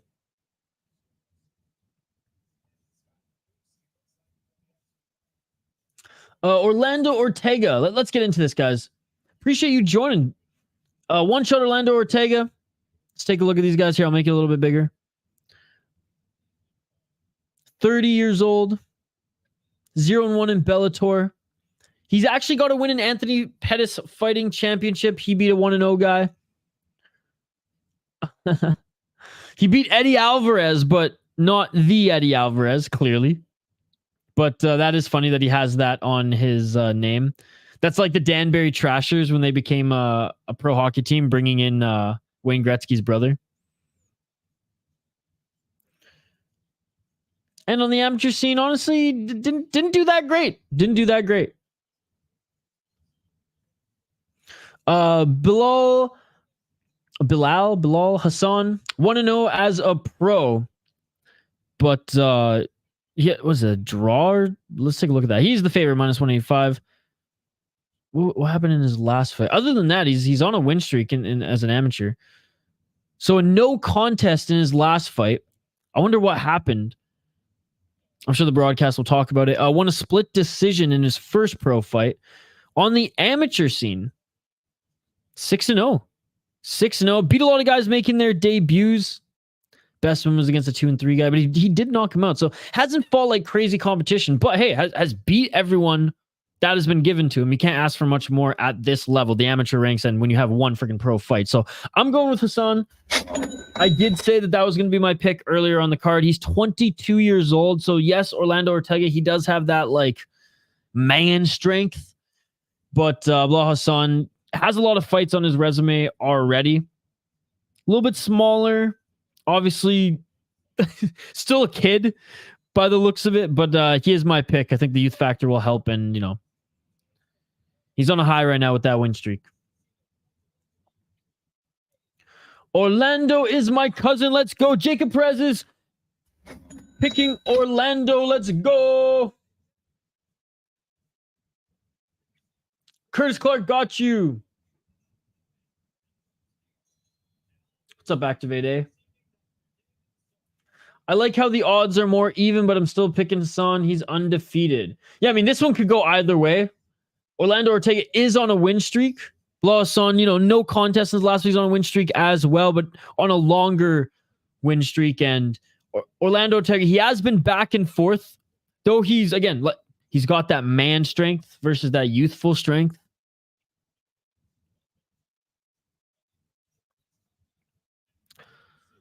Anyways, and he's fighting out of Everett, Washington, West Coast. All right, let me know your thoughts in the live chat, folks. Let me know your thoughts in the live chat.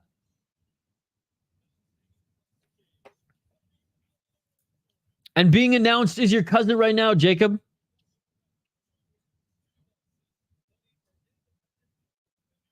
He's fighting out of Independent in Brooklyn, New York. Independent gym. And Dan Murgliotta again. Do they not have any other referee? This is Dan Murgliotta's fourth fight in a row that he's reffing. All right, round one is about to start here. If you're new to the channel, we do live play-by-play commentary, reaction, and interaction. Okay, Bilal's a more creative striker. Let's go. Mike Jones, one of our exclusive members. What's up, Mike Jones? All right, round one, guys. I'm busy tonight, but I will see you for the Thug Rose card tomorrow. Hell yeah, you will, brother. Hell yeah. Mike Jones, thank you so much for dropping a comment and a like. Smash that like button, guys, if you haven't already, and let's get to this fight. Appreciate you, Mike Jones. I got Bilal, Perez, and Quinones in a parlay plus 200. Let's go. Let's go. Oh, even better. All right, 4 minutes and 40 seconds on the clock. This is so much better than the OF prelims, ladies and gentlemen. Outside low kick by Hasan. Hasan is a little taller, a little bit lankier. Does have the range control here if he utilizes it. Ooh, kick to the knee there by Ortega. Ortega with some decent footwork to start here. A little bit more active. Didn't land with that 1-2. Inside leg kick there by Ortega. Ooh, he's really trying to swing, causing Hasan actually to change stances. 3 minutes and 55 seconds on the clock.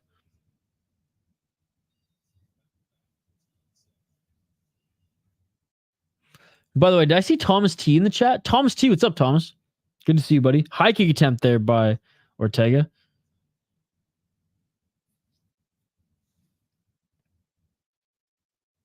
Side kick there by Ortega. Another inside low kick by Ortega. Ortega going for the body with the kick there. Ortega's been active, man. He's constantly shuffling too, side to side here.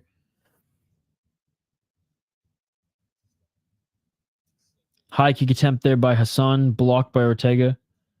Hasan with a kick to the body there. Hasan switching his stances back and forth here. Oh, catching of the kick there was Ortega not able to throw Hasan down. They each throw a kick, and the sweep kick there by Hasan, and Ortega's back hits the mat. Ortega scooting to try to get back to the cage, help him get back up. Is Hasan going to engage? And Ortega back up to his feet there. Hasan tried to land a high kick clean, blocked there by Ortega.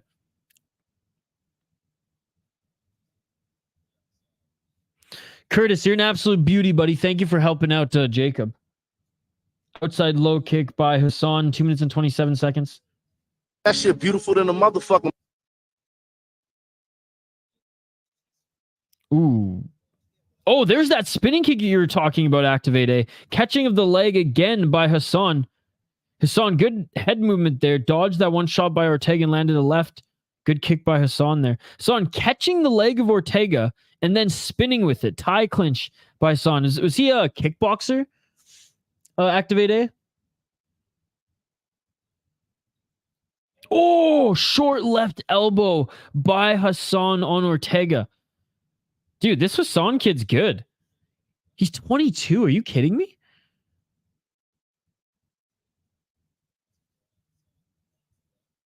One minute 40 seconds on the clock. Yeah, dude, shout out to Curtis. This community is awesome, man. Everyone just helping each other out. That's awesome. Catching of the body kick again there was Hasan.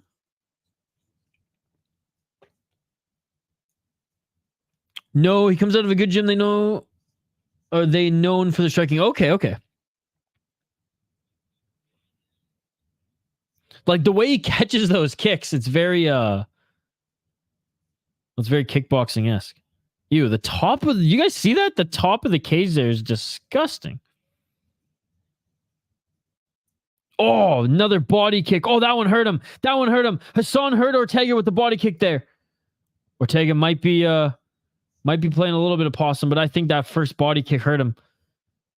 Oh, he's hurt again. Ortega crumbles. And that is it, ladies and gentlemen. 3 body kicks in a row, and Hasan defeats Ortega. The body kicks, man. The body kicks.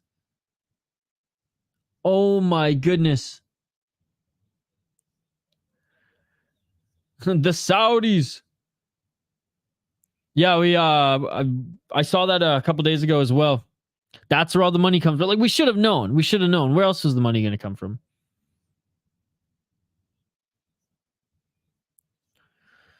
Hey, what up, bro? Hope you're doing good. CCTV 420, what's going on? It's good to see you. Yes, hope everyone's having a great Friday. Jacob, sorry your cousin lost, buddy, but hey, he put up a good fight. That was a fun first round. The kid who he's fighting, though, this Bilal Hasan, he's a straight killer, man. These kicks to the body, oh my goodness.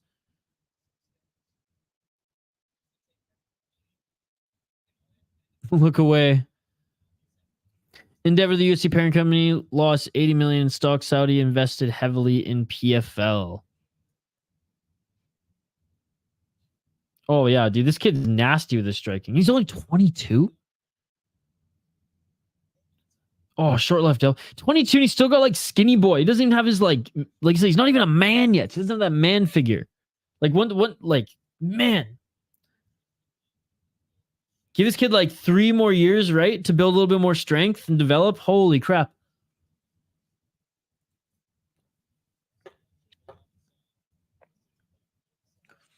Nah.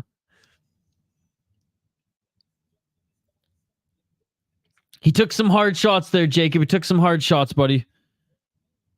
And good display of respect, too, right after. Went right up to him, thanked him.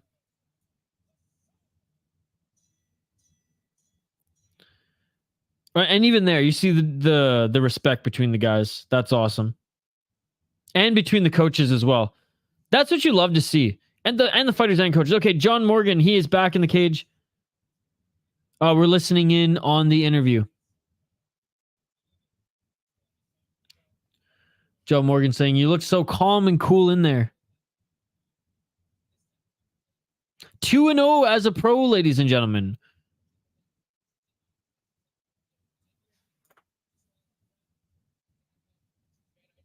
Said he came in here with bad intentions, dude.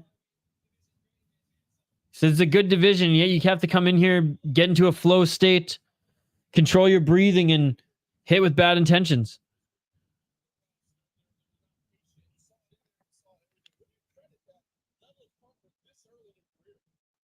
Damn, I know what it's like to watch a family member lose an MMA match. It sucks.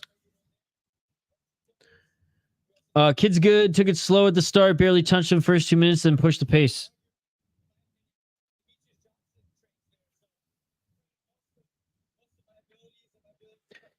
Yeah, Spokane, right? Is that where he trains out of? Spokane? In Washington? By the way, big shout out to Loose Line Brewing, good friends of ours. Good friends of ours. They support my my podcast, The Soda Pod. Hey, guys, we just hit 700 subscribers on my Soda Pod, my second YouTube channel, The Soda Pod. We're trying to hit 1,000 by the start of the NHL season. It's a long shot. We need 200 more or 300 more subscribers. We're trying to get it. We're trying to get it. If you guys can help us out, that would be awesome. The Soda Pod, just look it up. You'll find it. And if you guys like craft beer and hockey talk, you might actually enjoy it. But anyways, appreciate all the support you show this channel. If you want to go above and beyond, check out my other channel, The Soda Pod. Like we said, trying to get to 1,000 subscribers by the start of the season. And whether it's the start of the season or mid-season, once we hit 1,000 subscribers, we have a giveaway. We have a McGolden bar mirror that we're giving away. It's an antique. I'm sure it's priceless. I'm sure it's worth so much it's priceless, right, Shane? No, we have a couple of that and some other little things, a gift package that we're giving away once we hit 1,000 subscribers on that channel. Our podcast has been around for a while, but we really just started, I think, for like the last 5 months, really going ham on the YouTube channel. So yeah, humble plug to my other channel, The Soda Pod. Appreciate you, CCTV. And like, there's a little something for everyone on that channel. Like, we do vlogs, sit down live podcasts, and clips of when we sit down with the craft brewers in the great state of Minnesota, and even back home. Hockey content from all the creators under our little umbrella. Minnesota Wild based, but very much a hockey podcast. Appreciate you, CCTV. Appreciate you. All right, what's the next fight? Because already the bout order was wrong here. Is it going to be Todd Box? Are we seeing Todd Box and Troy Sterling? By the way, this is Aljamain Sterling's brother, Troy Sterling. Aljamain Sterling's brother. If y'all didn't know, now you know. Now you know.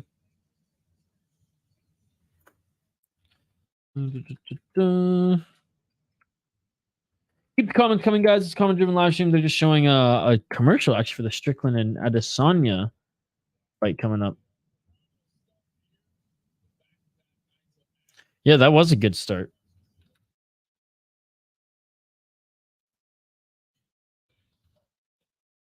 I can't believe it's back-to-back events. That's so awesome.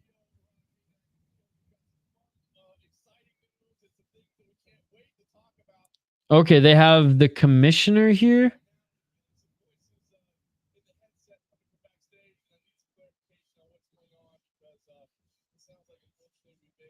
Oh no.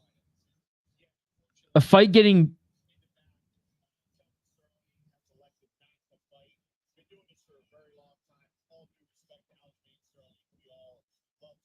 Wait, what's happening?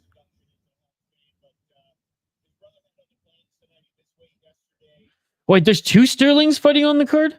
Oh, sorry, Kelvin's... Jeez. Kelvin Sterling's Aljamain's brother, and...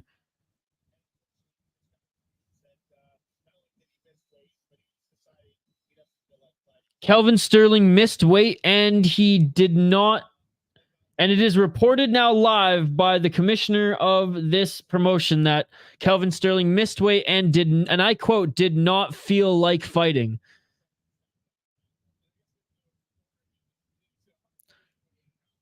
So he weighed in at 138 pounds. He was supposed to come in at 135. Is Troy Sterling... do we have two Sterlings on this card? I mean, honestly, Troy... I don't... Yeah, they said Kelvin Sterling, Aljamain's brother. Troy Sterling might be his brother too. Who knows?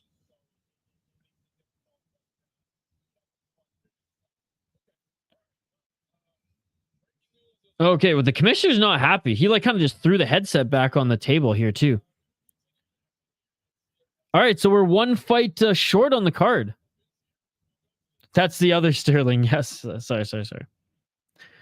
You heard of Sprecher from Wisconsin? No, I haven't. I have gone to a couple breweries in Wisconsin. Mind you, it was right across the water from Duluth in Superior. So I've gone to Superior, and I've gone to it was Thirsty Pagan, which had really good pizza. The beer was okay, but the pizza was awesome. And then I also went to is it Earth Rider? Yeah, Earth Rider, which was amazing. Commissioner not happy, dude. Really good soda. Okay, well, I'll have to check that out. Troy looks more like Aljamain than Kevin. That's crazy, right? He was mad. What's up, Mateo? It's great to see you. One of our exclusive members.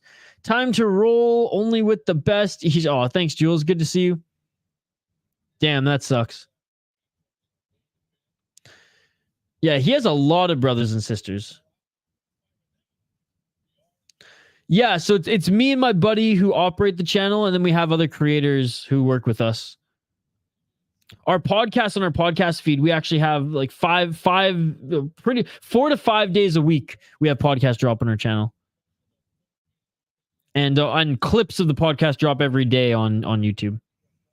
All right, Shane said, "I'll go head to head with you on this next one." Sorry, I totally missed. What do we got? We got Brandon Evans coming up here.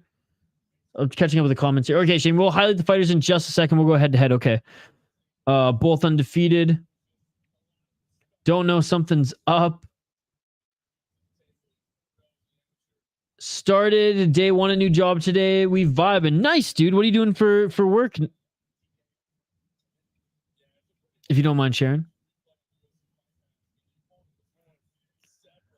Yeah, Troy body type is exactly the same as Aljo, right? That's what I thought too. It wasn't because they're both black guys, okay? That's not the reason. Like, I swear that I one looked like him. And the chat agreed. Anyways, let's highlight these next fighters here as they make their walkout. Robert Vericchio, Ruthless Vericchio against Brandon Evans, Blade Brandon Evans. Brandon Evans was in Anthony Pettis fighting championship. This one's near even, which, Shane, I like this. I like how they're even here. Both guys undefeated as pros. 5-0 in his last 5 fights, including pro and amateur, for the 27-year-old from North Carolina, Brandon Evans. He beat a guy making his debut.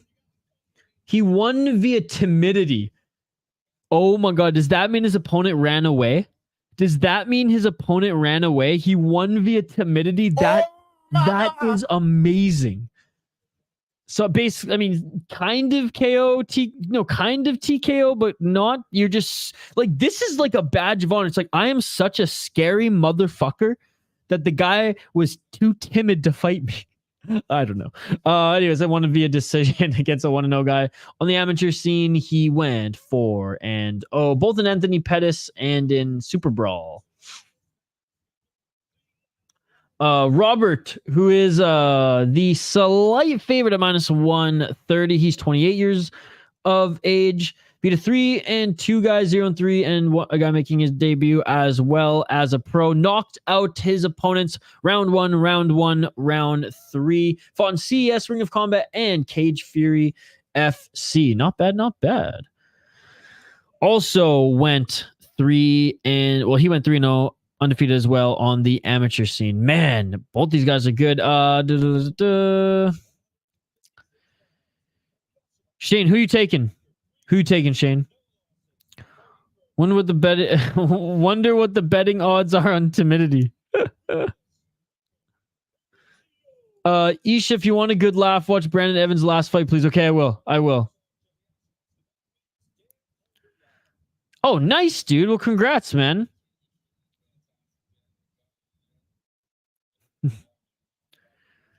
Shane, I will go with the underdog. I'm going with Brandon Evans. Activate A. I bookmarked your comment, so I will get to that. I will look it up. All right, round 1, ladies and gentlemen. Let's get it on. These two lightweights. We'll get right back to the play-by-play here. I'm just updating the ticker on the bottom of the screen so you guys can follow along. All right, keep the comments coming. Oh, a nice counter left by Evans. Evans in the blue corner, yellow trunks. Varicio in the red corner.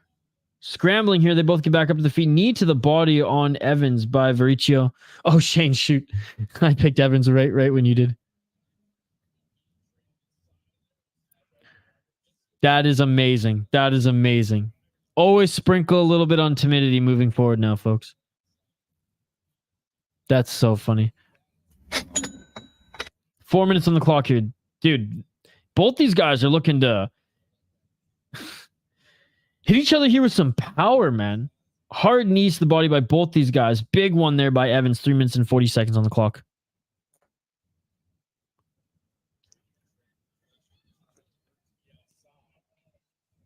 Knee to the body there by Varicio. Pushing Evans up against the cage right now is Varicio.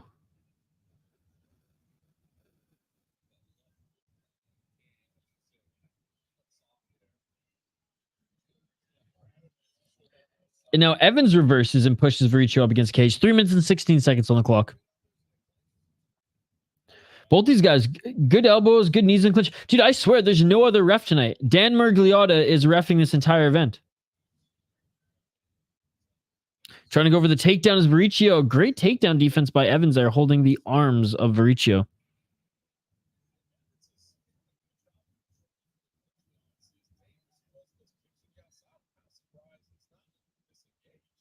Yeah, I agree with John Morgan there on the broadcast. Like, if I was Evans, I mean, he was getting the better of Varicio in the striking department here. I mean, why not disengage and get back to it? And he does now, just as I say that. Double left jab there by Varicio. Evans clinches again to throw those knees to the body. I guess he's confident in those knees. That looks like it's part of the game plan. Knees in the tie clinch by Evans.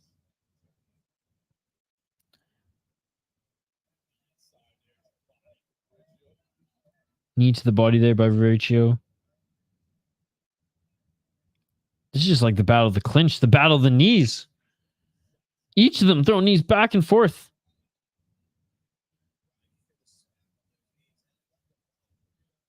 And look at it, yeah, Varicio's body, like these knee strikes are leaving welts. A nice right hand there by Evans connects.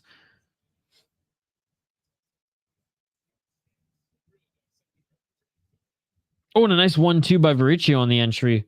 Because Evans wanted to go for the clinch there, if he would have kept his hands up, he would have guarded that.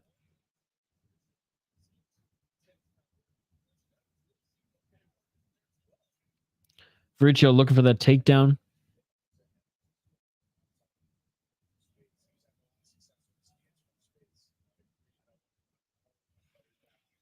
One minute and 22 seconds left on the clock.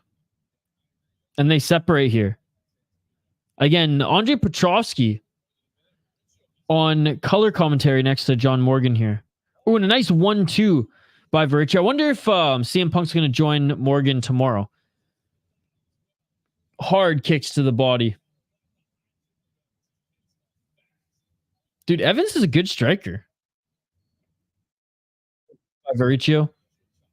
Again, smash that like button if you haven't already, guys. Oh, and a nice shot by Variccio. And Evans, desperate, grabbing the leg, and it is all over Variccio. Variccio wins. Variccio wins.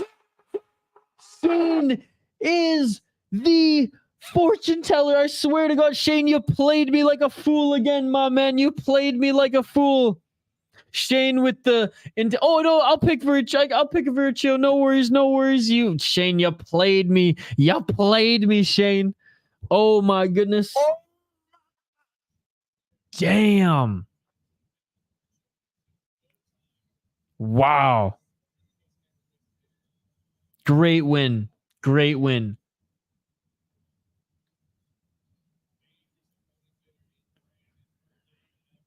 Man, and Evans is a dangerous opponent. As we saw there with those strikes, he just was, I don't know why he was going for that clinch so much, but ultimately, Variccio, he gets the better of the standing and striking exchanges there. It gets the TKO, gets the knockdown, and finishes it early. All right, let's take a look here.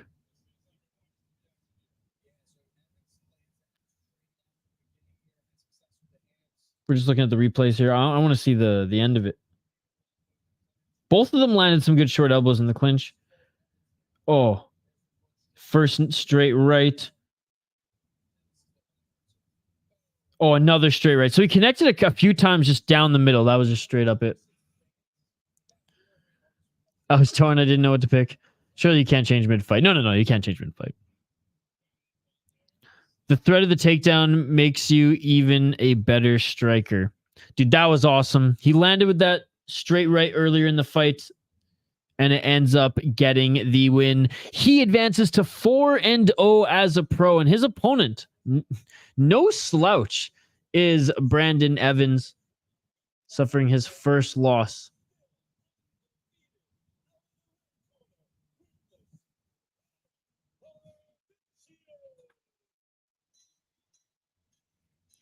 And Variccio is announced as the winner. That shit beautiful than a motherfucker. All right, he's being interviewed in the center of the cage.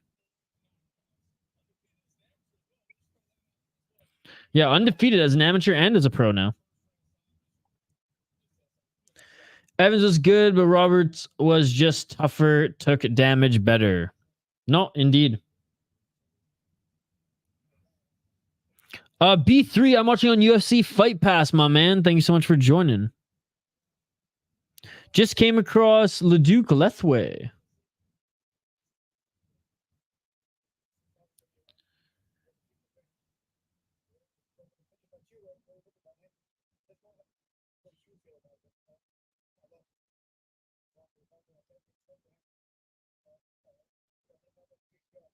I tuned out, like I didn't catch the beginning of what he was talking about there, so anyways, moving up the card here. Great win there. Great win. So Kelvin Sterling, Aljamain Sterling's brother, missed weight yesterday and pulled out of the fight last minute. The commissioner of the league, he ain't happy.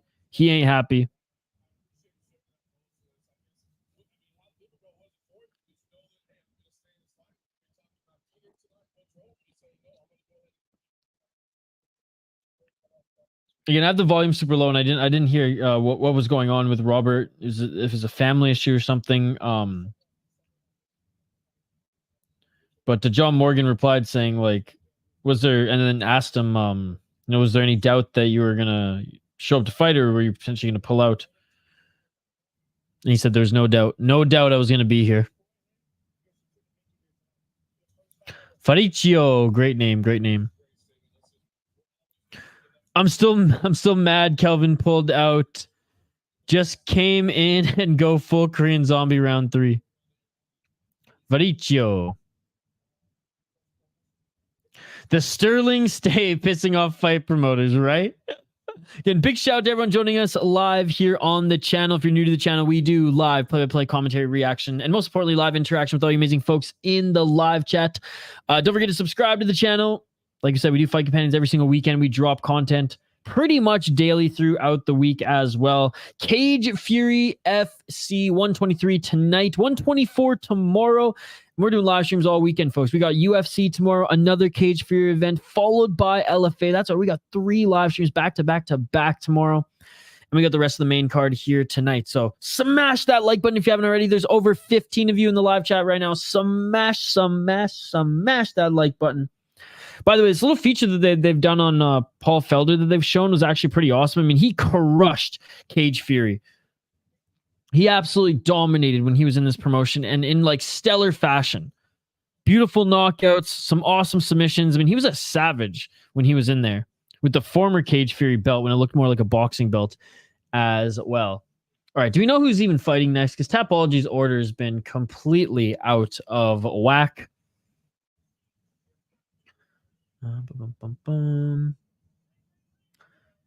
Are we going to see Todd Box and Troy Sterling? Is that going to be the next one? I guess that has to be the next one. I'm guessing Todd Box and Troy Sterling, and this one's canceled. So then we go right to the co-main event. I mean, this is not going to be a long card.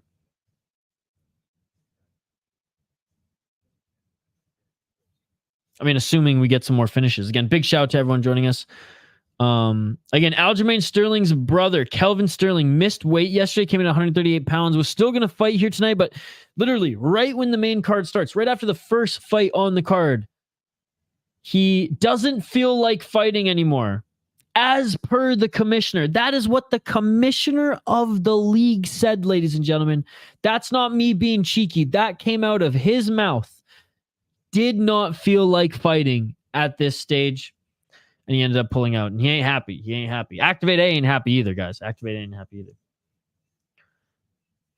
Whoops. Are they doing this because of the comeback?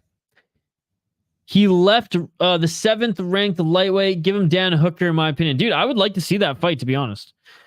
But he's just not in MMA shape anymore, right? He's in, like, triathlon shape. I think there's 3 left. Yes. This one, the co-main, and the main. They're even showing that even Cage Fury FC, we even bring ring card girls to the UFC, and there's been a few Cage Fury FC ring card girls who've graduated to the UFC. Love Felder looks like a criminal from a Batman comic. That, or like he could be a character from like Peaky Blinders. And he's just such a nice guy. He seems like such a nice guy. I mean, I haven't met him, so I can't really say that, but he just seems like such a nice guy. He's so good at breaking down the fights as well. Yeah, he's my favorite color commentator, and I absolutely I loved watching him fight. Because there were supposed to be 6.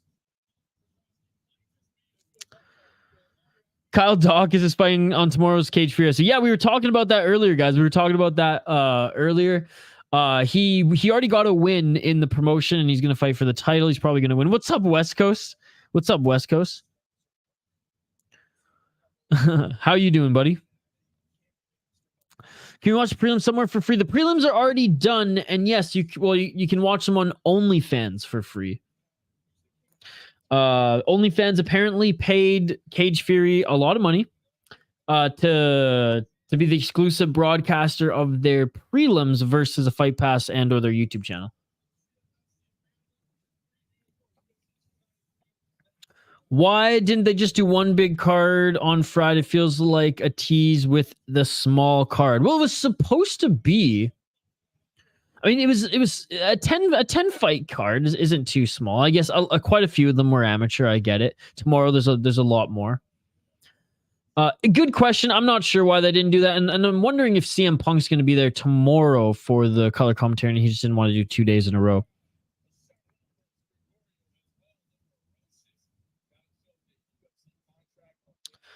Man, I'm more stoked for Contender Series than I even am for this UFC fight card tomorrow. And I'm not saying it's not going to be a good card. Like, it's going to be a good card, and it's earlier in the day, which is nice. But yeah, I'd be lying if I didn't say I just love Contender Series. I just love it so much. Short and sweet. 9 times out of 10, you see some good fights. Oh, I don't mind CM Punk as color commentary on a regional show. I think he's pretty good, actually. He's gotten a lot better. Oh, it's got some of my eyes. Sorry, folks. Anyway, since I've been watching Cage Fury, he's been good. Especially, he's gotten a lot better at doing the old DC in cage post fight questions.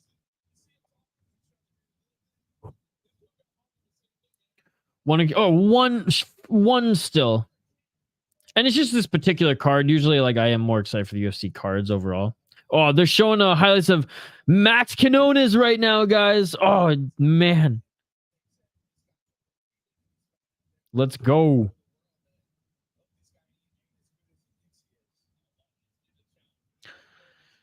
He just goes on a ramble about random things mid-fight.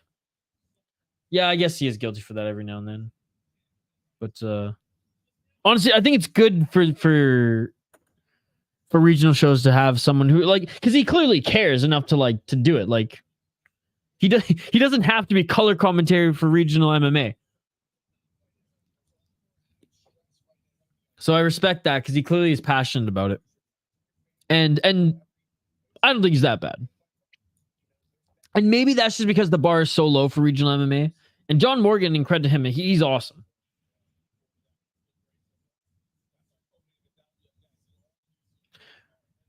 Wait, co-main event's coming up next, so this fight isn't happening either? There's only 2 fights? There's only 2 fights left? Are you kidding me? Yeah, Morgan's awesome, man. Yeah, hopefully we'll interview him soon as well. He's so great at interacting with people, both on, like, you know, Twitter or live when he's doing streams. Like, I got in contact with him right away. We like shot the breeze, talked a little about like what was going on in the world of MMA and about like Quinones, and then and honestly some other regional fighters as well.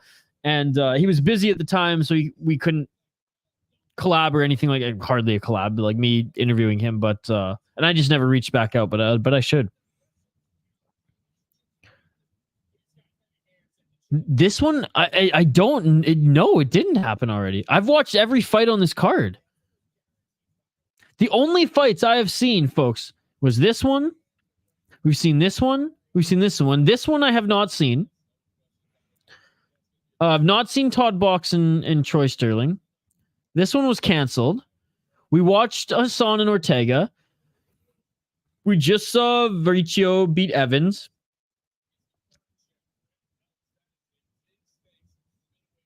Interesting.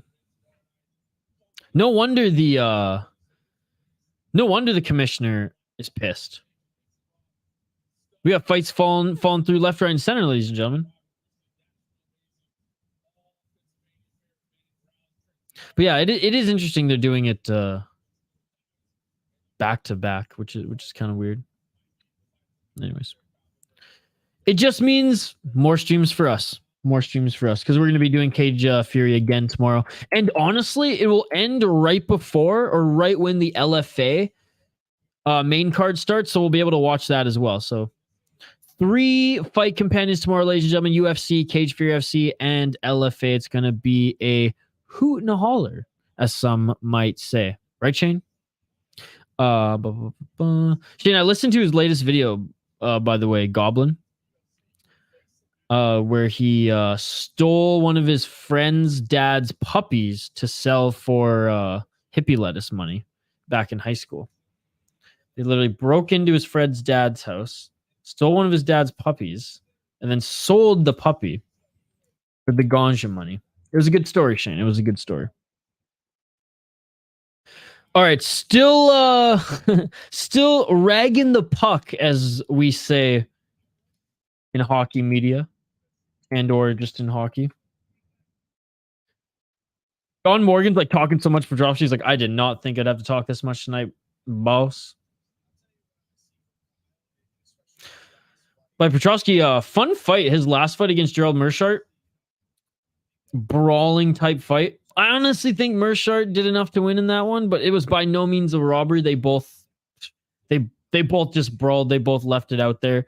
Left it all out there. It was a little, it wasn't the best fight. It was a little sloppy, but it was fun nonetheless.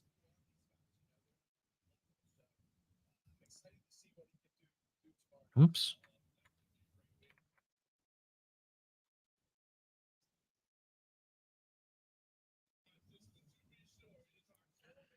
All right, yeah, I guess we're going right to the co-main event. Wow.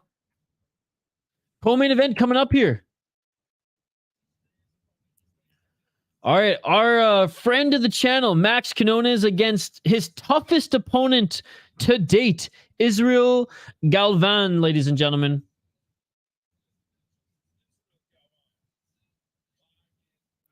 5-3 is Israel Galvan.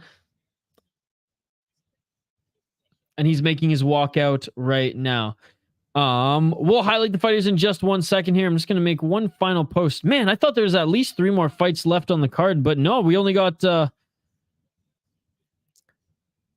one more.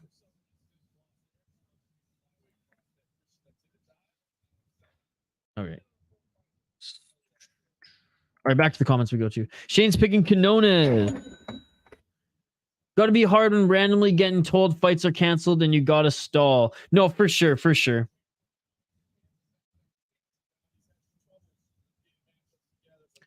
I just saw an Aljo's story earlier. They were in a sauna yesterday and it didn't look great. His bros. So both of them are out? Jeez. That's crazy. You can't trust the Sterlings. You can't trust the Sterlings. I mean, Aljamain never had any issues making weight, eh? I mean, I know it's hard for him, but like in the UFC, from what I can remember, he never had any crazy issues where he had to have catch weights. I mean, recently he hasn't. But anyways, let's highlight the fighters here. We have Israel Galvan, Hurricane. He is entering the cage right now. Plus 275. He is the underdog. He's 23 years old from Dallas, Texas. 5-3, 4-1 in his last fights. Up against the Candyman, Alex Quinones. 4-0 as a pro. 4-1 in his last 5 fights. Minus 350. He is the favorite. He's out of Florida, 28 years old, and his last 2 wins were by excellent knockout, ladies and gentlemen.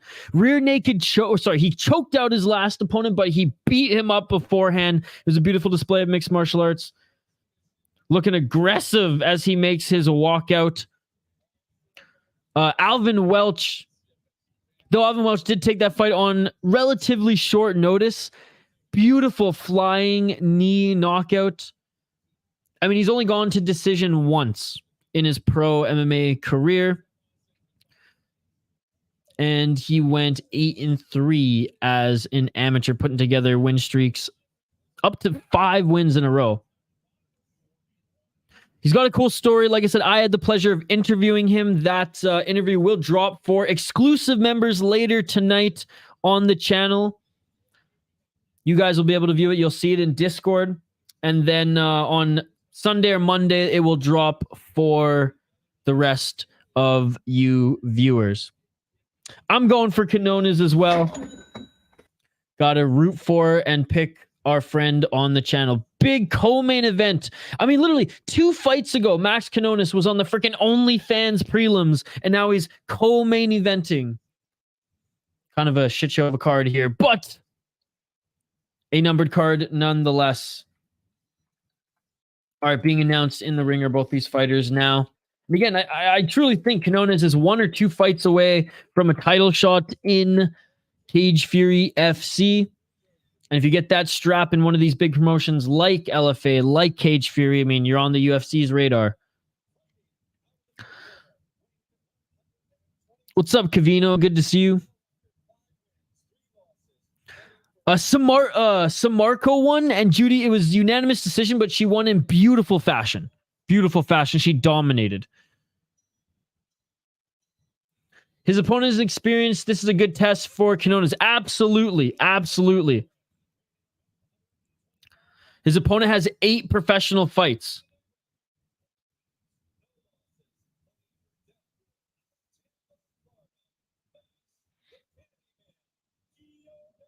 Yeah, one of the questions I asked Max too was about his hair. And it's the barber, the shop that does his hair, they're also a sponsor of his, so they help each other out. The Iron Quinones. All right, round 1, ladies and gentlemen, co-main event of the evening. Undefeated Max Quinones, the Candyman, up against Israel Galvan. Round 1, let's get it on. And Cavino, I'm watching on Fight Pass, brother. 4 minutes and 52 seconds on the clock.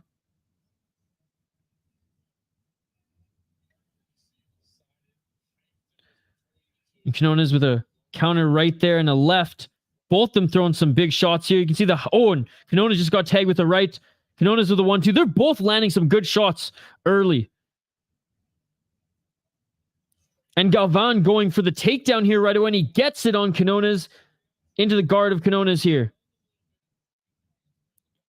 4 minutes and 22 seconds on the clock here. In the full guard of Quinones is Galvan.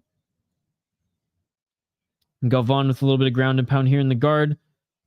Active is Quinones on the bottom, though.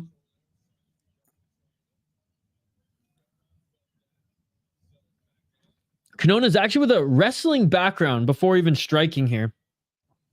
Not to say that that makes you comfortable in your guard, but can grapple and not afraid to grapple.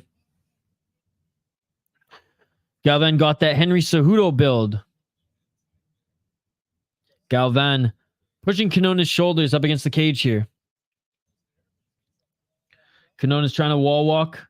Galvan, good job of pushing him back to his side here.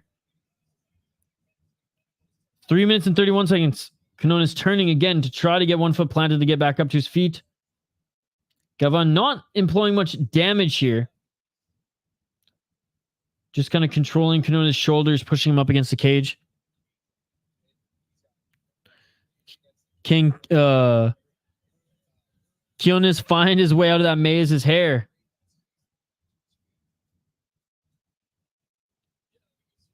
Three minutes and 4 seconds here, and just smothering right now is Galvan.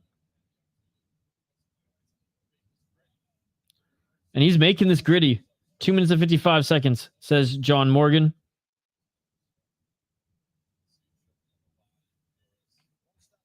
But again, Galvan is the one bleeding here, not Quinones.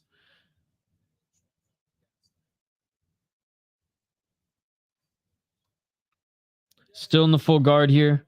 2 minutes and 35 seconds on the clock. Yeah, Galvan hasn't been throwing many shots here. He's keeping Quinones on the ground, but he's not doing anything with it.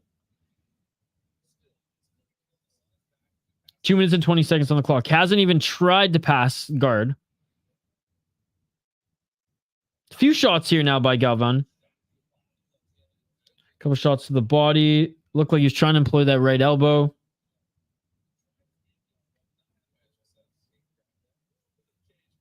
Oh, Quinones with a little cage grab there. 1 minute and 55 seconds on the clock.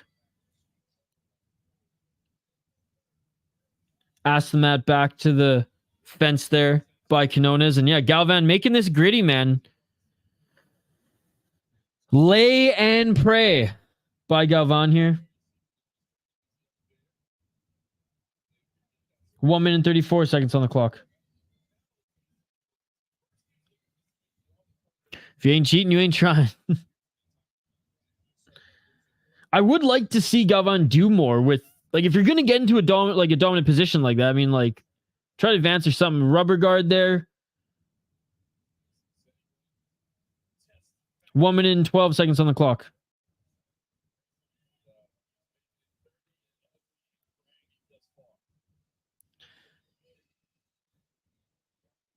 1 minute remains in this first round. And again, Galvan has just remained in the full guard of Quinones.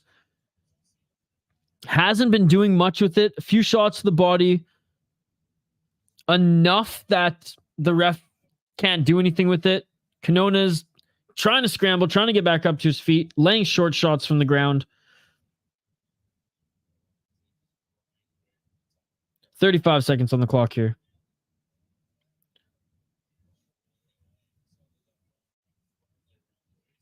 $25 seconds.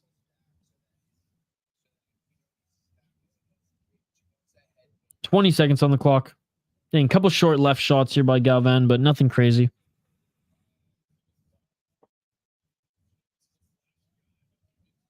Trying to land that right elbow was Galvan. Trying to land the left elbow was Galvan. Didn't really land anything there. Oh, and nice elbow there by Galvan. And Galvan ends that round strong with some nasty elbows there. And Quinones cut right in the middle of his forehead.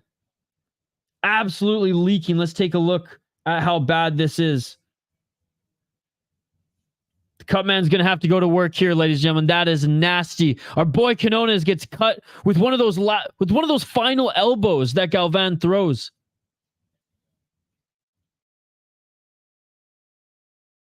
And some good striking by both of them. In the first part of this round, Galvan gets the takedown and just goes to work. But again, didn't end up or didn't start landing a lot of ground and pound till like the last minute and a half of that round. But man, he landed one of those elbows and whoo, that cut man does look cool. Pumpernickel hair got some ketchup.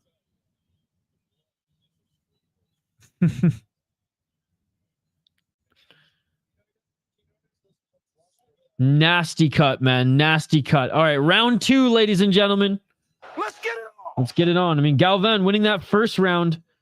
The damage was clear. The control time was clear. Let's see if Quinones can finish this or keep this on the feet. Oh, a nice body shot there by Galvan. Nice counter right by Galvan. Again, this is Quinones' biggest test.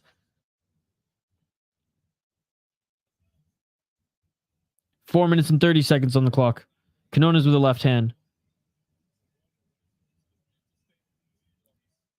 4 minutes and 20 seconds on the clock. Both them on the feet here. Left hand by Quinones. Right hand to the body of Quinones by Galvan. Galvan going for the takedown here. Pushing Quinones up against the gadget. Gets the takedown again right into the full guard of Quinones. You see that cut opens up again by Quinones is starting to leak. So you got to deal with that leaking potentially in your eyes, all over your face, and the pressure in top position here by Galvan. Quinones has to get back up to his feet.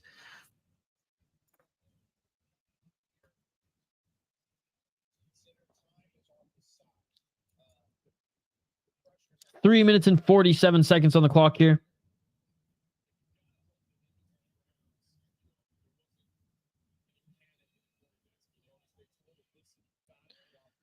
Three minutes and 35 seconds on the clock here. Quinones trying to get back up to his feet.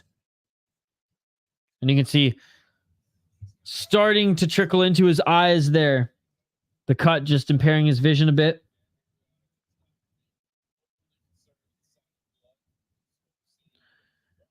And still working in the guard of Quinones is Galvan. Oh, Quinones was trying to set up a triangle there. Galvan quickly gets out of that. But again, Quinones still active off his back here. If can't get up, he'll try to at least go for a triangle. 2 minutes and 54 seconds on the clock. Left hand by Galvan. Quinones. Galvan with his feet planted now. Galvan maybe looking to set up a choke. He was controlling the neck there for a moment. Easier, Galvan, with just the relentless pressure here. Oh, now he's looking for reverse guillotine. Topside guillotine. Galvan might have it. It's tight.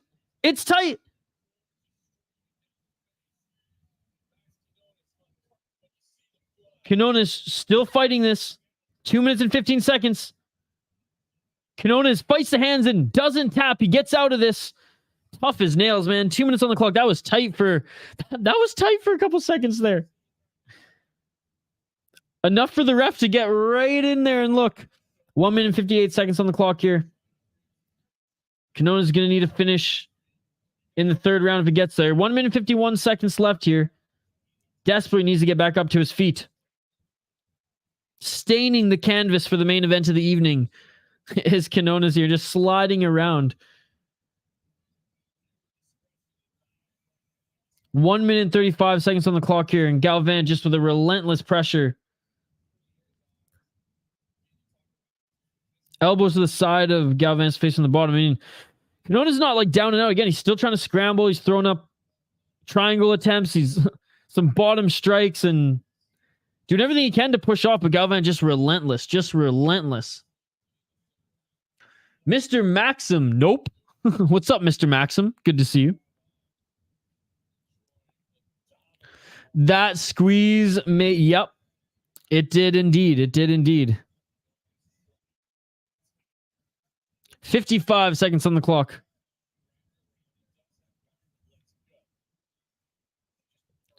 $50 seconds on the clock.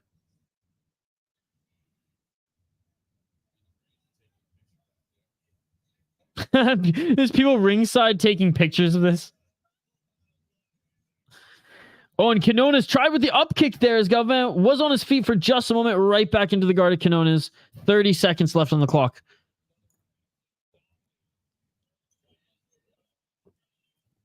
Domination in the control time here by Galvan.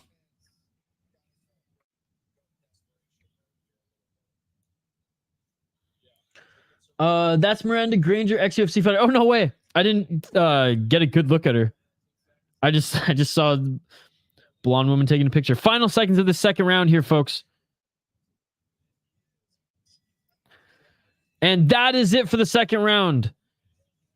Oh my goodness. Look at Quinones' face, ladies and gentlemen. He has to get a finish in this third round, guys. He has to get a finish in this third round. First round, Galvan won, via control time. Both of them landed some good strikes in the beginning there, but it wasn't until the end of the first round where he connected with some elbows to cut Quinones.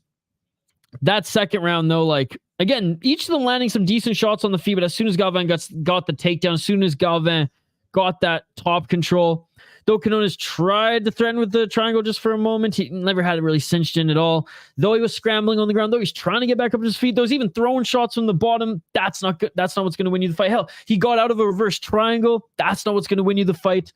We're pulling for him here, but not looking good. Down 2 rounds, needs to get a finish in the third. Great job by the underdog, by the way, with this. It may not be the most entertaining brand, but smothering him with this game plan. It's MAQ, has to stop the takedown. Great learning experience for a young fighter. Absolutely. And this was a big step up in competition as well. This was a good test for him. We can give performance of the night for the cut man. Absolutely we can. All right. Third and final round, ladies and gentlemen. Let's get it on. And definitely the most graphic fight of the night. How is the mat so clean there? It's just that one side. 4 minutes and 48 seconds on the clock.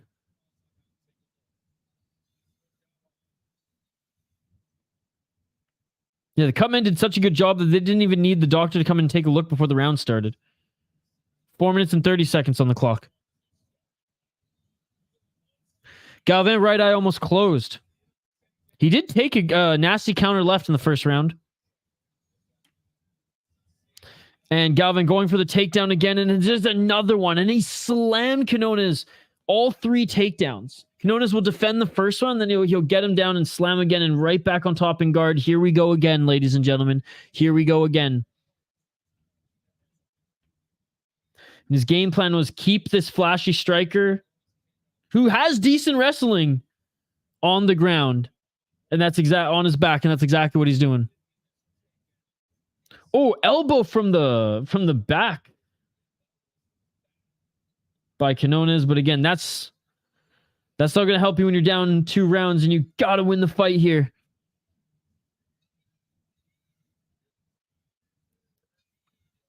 3 minutes and 36 seconds on the clock.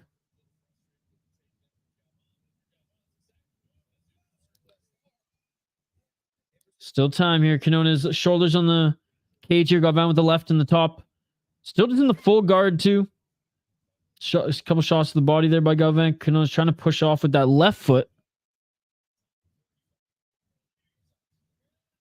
Yeah, focus on striking indeed.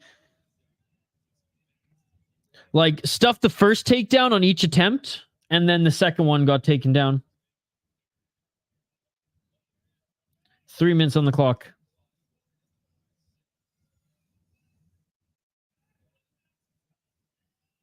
Still in the full guard is Galvan, pushing Quinones again. Shoulders up against the cage. Just smothering.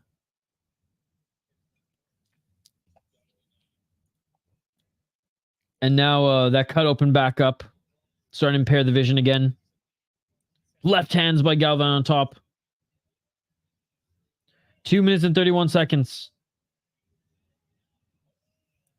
Up kick attempt there by Quinones, but he's got to get up. He's got to get up. JFJD, yes he did, buddy. Yes he did.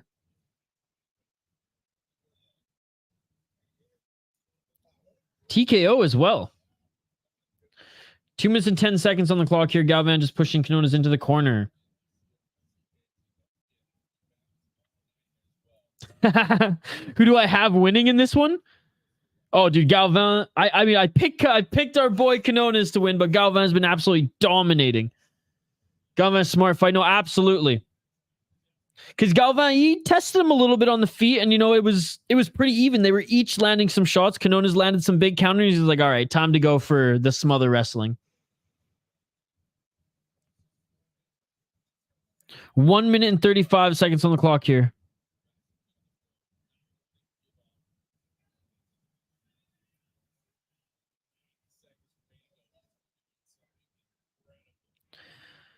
One minute and 22 seconds. Now just desperation submission attempts from the bottom. I don't know what you do at this point. By the way, featherweight title bout is next, ladies and gentlemen, for the main event of the evening. Not a big card here. Only one more fight. A few elbows from the bottom. I mean, constant scrambles, constant movement, but such a tough time to get back up to his feet. Especially second and third round. Having blood from that cut just leak into your eye. 53 seconds left. Galvan still in the top position there. 43 seconds left. And Galvan, relentless pressure, relentless. Couple right hands there.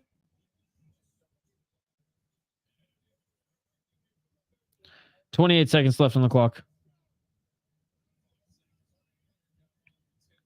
Galvan, yeah, I mean, Galvan's content just to stay here there. He's just riding it out. He's just riding out a few shots to the body. Looking a little busy here. But great learning experience for our boy, our friend of the channel, Max Quinones. Because this was huge. This was a big step up in competition. And a walk-off. A walk-off for Galvan. Jumps up on the cage. And there was a lot of chirping going on between these two all weekend. He is fired up with this win. It is all over, ladies and gentlemen. And the big underdog on the card, Israel Galvan, takes it against Max Quinones. Again, tough son of a bitch. Look at that gash. First loss as a pro. But he's lost before. As you know, when we talked, he said he's lost on the regional scene before. Losing to him isn't anything new. Didn't quit. Got out of a submission. Go back to the drawing board and be like, all right, there's going to be more of these type of fighters as I move up in the rankings. And this is a good learning experience for him. And what a crazy bloody mess that was. I mean, holy crap. You literally have arena staff cleaning the mat. And when it was on the feet, it was back and forth. And he landed some good shots. Again, when he was on his back, though, it was constantly just defend and scramble. Galvan 3-0, absolutely. Got that Jessica eye, third eye cut. Did you watch one fight night early today? The first Muay Thai fight was a huge robbery. First prize a Thai fighter against her Chile opponent. I did not. We did our fight companion this morning, but I only caught, I think it was 3 fights in. I missed the first 3 because I was working, so I didn't. But I heard there was a robbery. Yeah, there's a bad cut, man. Right at the end of the first round, too. Right, he threw like 3 elbows in a row. I'm pretty sure the first one didn't land. That second one landed.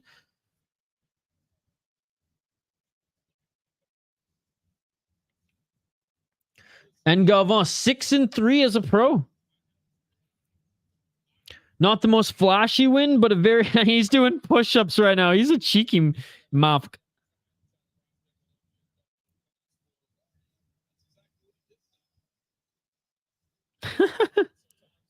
Who is this guy? Galvan's still talking smack. Cutman, dude, this Cutman's chill as hell. Still tending to the wound of Quinones. Candyman will be back, ladies and gentlemen. He wants to, I mean, depending on how bad that cut is too, and if he suffered any injuries. He said he wanted to have one more fight before December. That's when he's getting married, or right in the new year.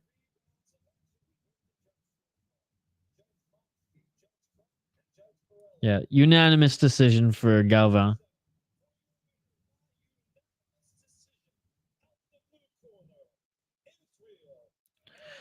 Israel Galvan wins this one out of the blue corner. Unanimous decision. It was the right decision.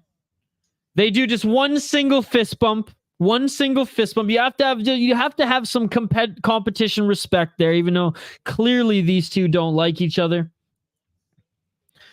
Unfortunate, like I said, for our friend of the channel, Max Quinones, the Candyman, but he'll come back strong. This was a good test for him.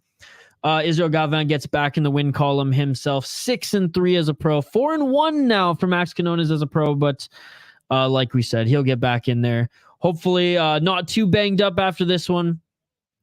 Can sneak in one more fight, like he said, before he gets married in the new year. And congratulations to our friend there. Again, we interviewed him a few weeks ago. That interview will drop for our members later tonight, first thing tomorrow morning, because it will be late tonight. And then for the rest of you, general subscribers and viewers, on Sunday or Monday.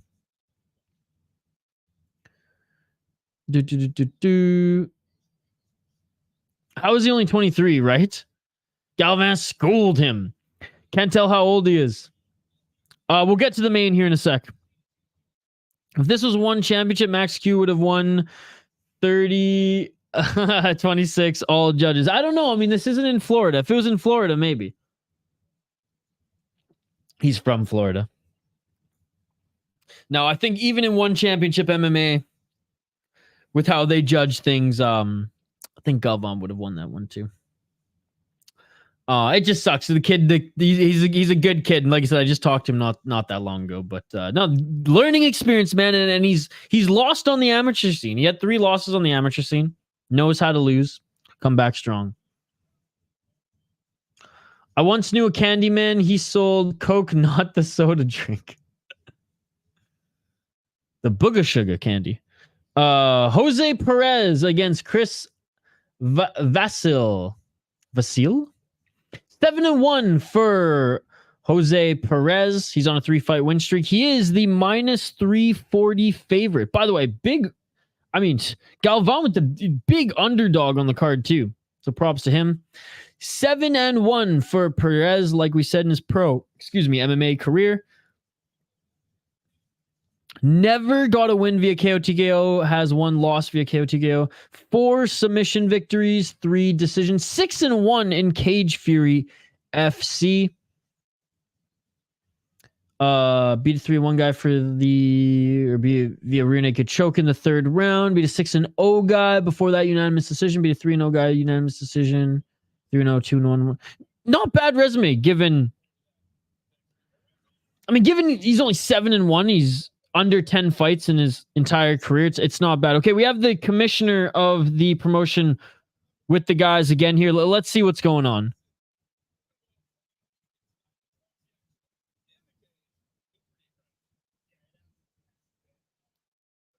So the CEO of Cage Fury, Bob Haydock.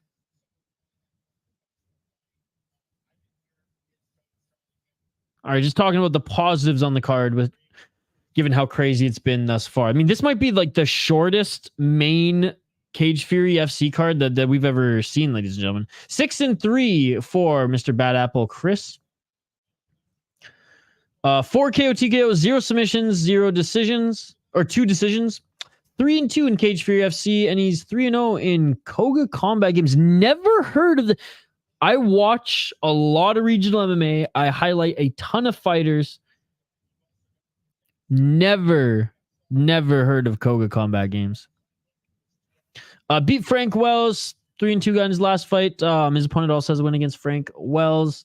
Lost to 4-2 guy, beat a guy making his debut, lost to 5-0 guy. It just kind of seems like whenever he took a step up in competition here, he kind of lost. And again, not a lot of fights. He's new to mixed martial arts as well as a pro, considering he has under 10 fights. Still on the regional, of course.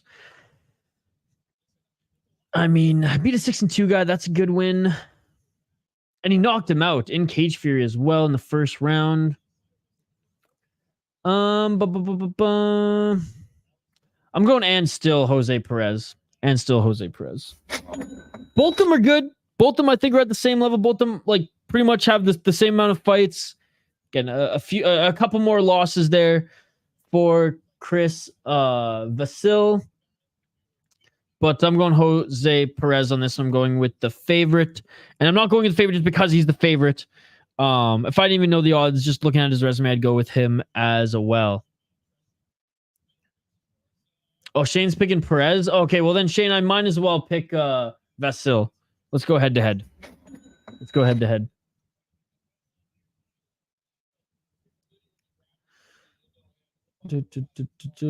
Not the diet.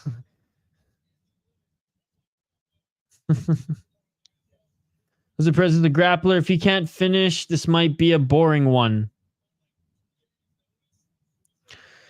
Did you know sharks have to swim in a cage to be in water with Chuck Norris? I like Chuck Norris jokes. Like 2 birds stoned at once. That was from a Chuck Norris joke book. Chuck Norris gets 2 birds stoned at once. And then I also think Trailer Park Boys said it. Mateo, one of our exclusive members as well. Shane. Tomorrow, the Cage Fury FC chat might be buzzing with the likes of Dawkins on the card, guys. Again, very thin card here tonight. 3 or 4 fights fell through, which is absolutely insane. Or 3 fights fell through. Our boy Quinones suffered his first loss as a pro. But we have hopefully a good main event coming up here. Hopefully a quick finish or might be a boring one. But tomorrow we have a great card. Only 2 quick prelims. We even have a Canadian on the card, Shane, tomorrow. Keanan Paterchuk. And we have an awesome main event. Greg Ellis against Kyle Dawkins. Kyle Dawkins is challenging for the title against the middleweight champion, Greg Ellis. Kyle Dawkins, again, Chris Dawkins' younger brother. 2-4 in the UFC. He came off Contender Series. Got a win against 7-7 guy in Cage Fury FC in his last fight. That earned him a title shot. Lost to Eric Anders and Roman Dolidze in his last fight. Beat Jamie Pickett, but who hasn't? Lost to Phil Hawes. I mean, man, you lost to Phil Hawes. Come on. But he's back home in Cage Fury FC, where him and his brother dominated before moving up to the UFC. All right, main event of the evening. We have the featherweight title bout against Perez. Or with Perez against Vasil. Hard-hitting Vasil against a grappling heavy Perez here, ladies and gentlemen. I'll update the ticker on the bottom of the screen, and we'll get right back to it. Dun, dun, dun, dun, dun, dun, dun, dun. Yeah, what a clusterfuck of a card here today. But hey, the fights themselves haven't been that bad.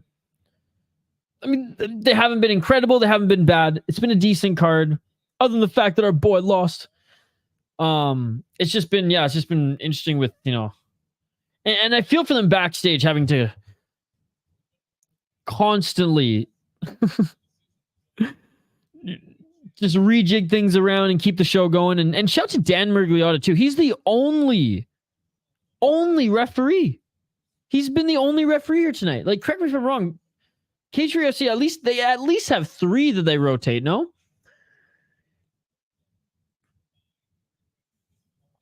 Trailer Park Boys definitely said it. I know that they said in the Chuck Norris book, Shane. I know it said in there too. Thoughts on the Penguins heading to Sportsnet? No comment. Think Sterling will get penalized or cut from Cage Fury FC? Well, both of them. Well, I definitely think I definitely think the what's his name? Which one? Which Sterling? One sec. Kelvin. I definitely think Kelvin Sterling will probably get slapped.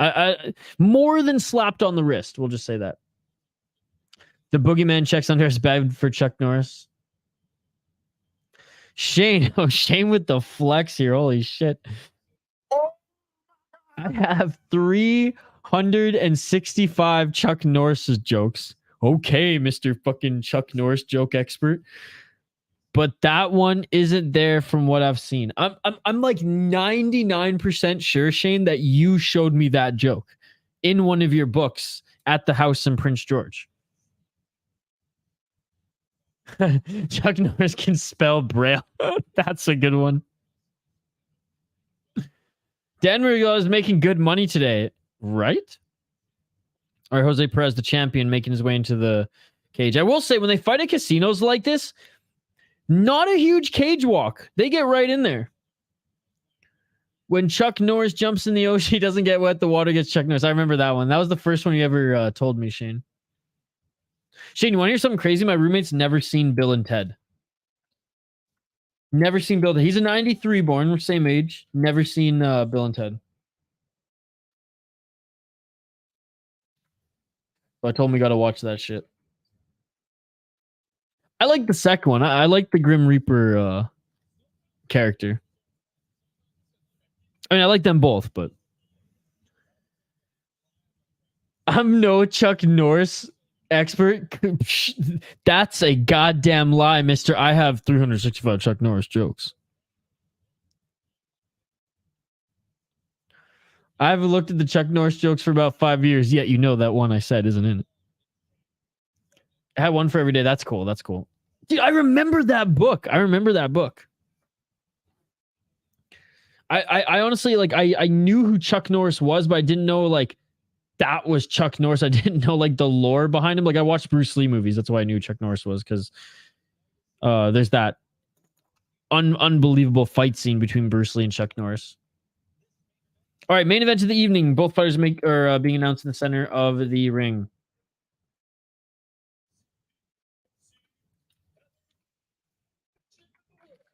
So this is 5 rounds if needed, but if a fighter is up 3 rounds on the scorecards going into the 5th round, the fight is over. That's how these championship fights work here. Shane, you've seen that fight against Chuck Norris and Bruce Lee, right? From the Way of the Dragon.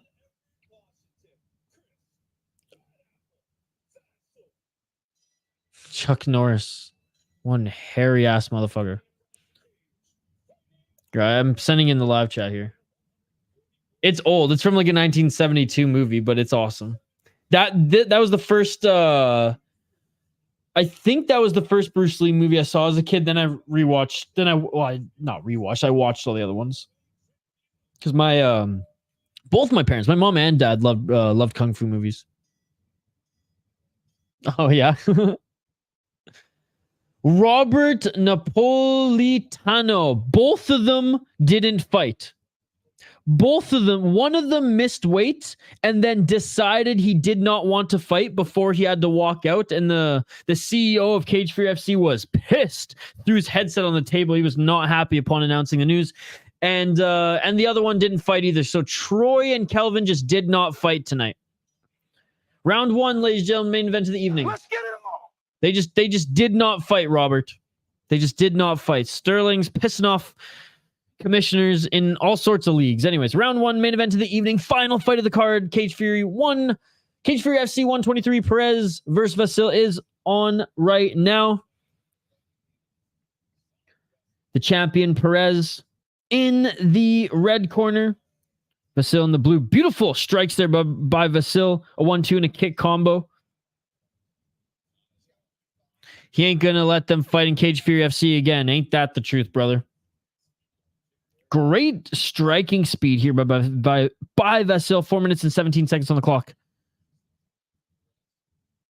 No problem, buddy. Thank you for joining. If you're new to the channel, we do live play-by-play commentary, reaction, and interaction for multiple regional MMA shows, Muay Thai, kickboxing, combat sports in general, and we drop MMA content and all sorts of other content on this channel daily. So if you don't mind, drop a like, check it out, subscribe if you dig it, but hope to see you again, brother. And sorry if you had money on either of those guys. I know they ruined Activate A's night.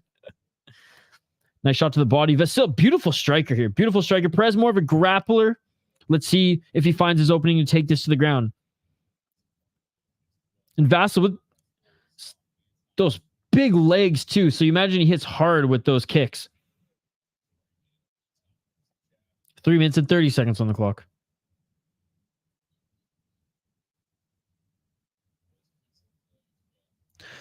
Vasil got a kill list on his back. Dude, that is hardcore as fuck. That's actually a good tattoo idea. Oh, nice right hand if you're a fighter by Vasil. Vasil looks damn good on the feet, man. His combos are incredible. Nice counter right by Perez, though. Perez snapping that left jab. Vasil moving forward here, trying to get into the pocket to land more combos. Again, big shout out to Dan Mergliotta. He's reffed every single fight on this card. Which I think is only going to be 7 by the end of it, is it not? 3 fights being canceled. High kick to the body there by Vasil. Oh, another combo and outside low kick by Vasil. 2 minutes and 33 seconds on the clock.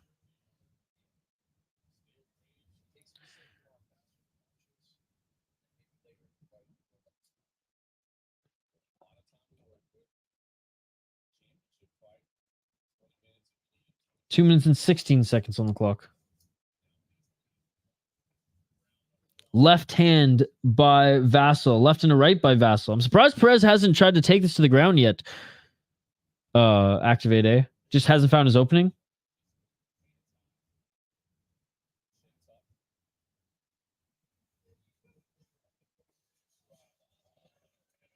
Oh, and a nice exchange in the pocket by both of them.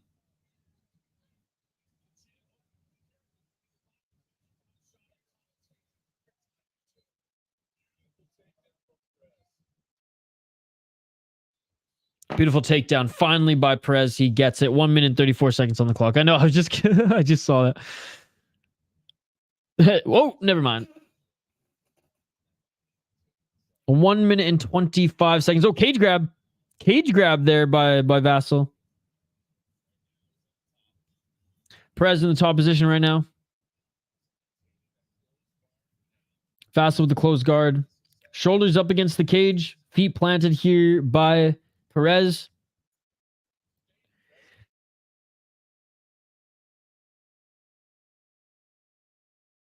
Excuse me.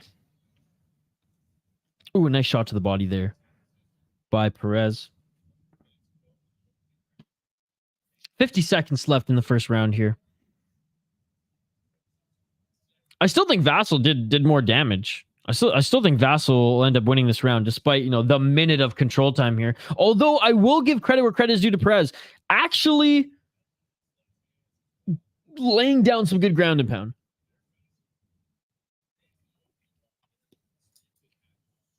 $25 seconds left on the clock. Nice left elbow there by Perez. Imagine Perez cuts Vasil open and we get what we just saw all over the mat again. They did clean this mat, by the way. Vasil not in a good spot here. Body shots by Perez. What do you think, Activate A? Do you think Perez did enough to win this round? Kevin, what's up, Kevin? So 5 rounds if needed, but what they do in championship fights, and that's the end of the first round, in Cage Fury FC, if a fighter is up 3 rounds 3 rounds to 1 going into the 5th, then they just call the fight right there and give it to who's up. They only go to the 5th if it's tied.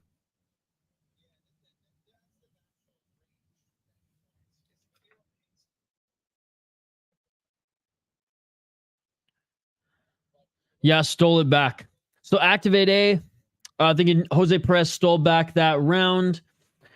I mean, that, you got to think that he did with how aggressive he was with the ground and pound. There was no lay and pray in that one. You could tell what his intention was right off the bat. So I'll agree with you. I think he won that round. Was looking good for Vasil earlier. No, Vasil on the feet, way better fighter. Way better fighter. On the ground, though, Perez. And then again, it was Perez's,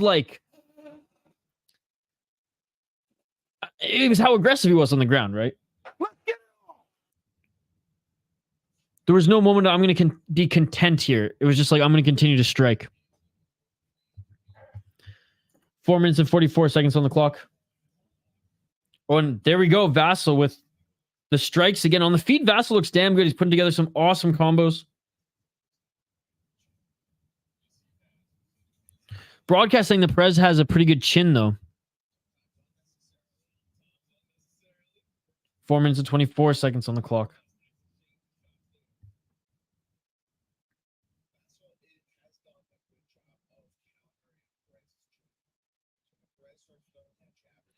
Four minutes and 12 seconds. Outside low kick by Vasil. Vasil catches him with the left hook.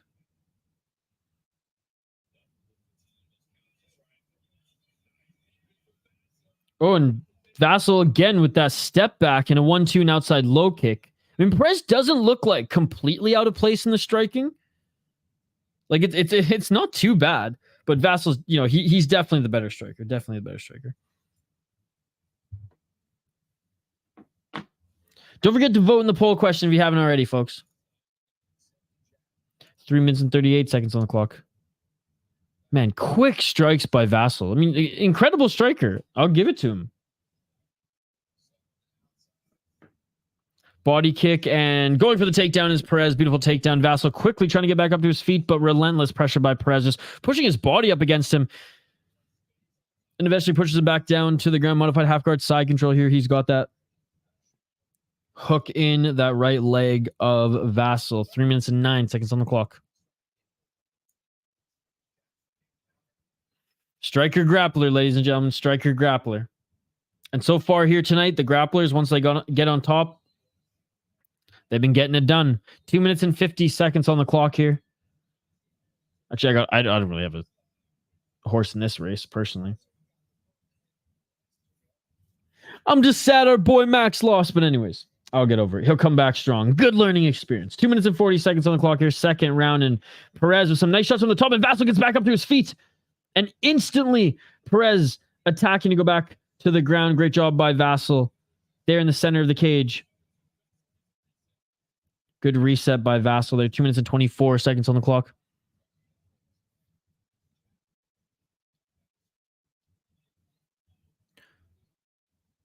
Nice to see him fight up. Yep, absolutely. Absolutely. Another 1-2 and high kick attempt by Vasil. Body kick by Vasil. Vasil taking some deep breaths there, but again, he's been fighting off his back. Oh, and a nice right hand by Perez. Nice right hand by Perez. Stunned Vasil there. And Perez not looking out of place against a very good striker in Vasil.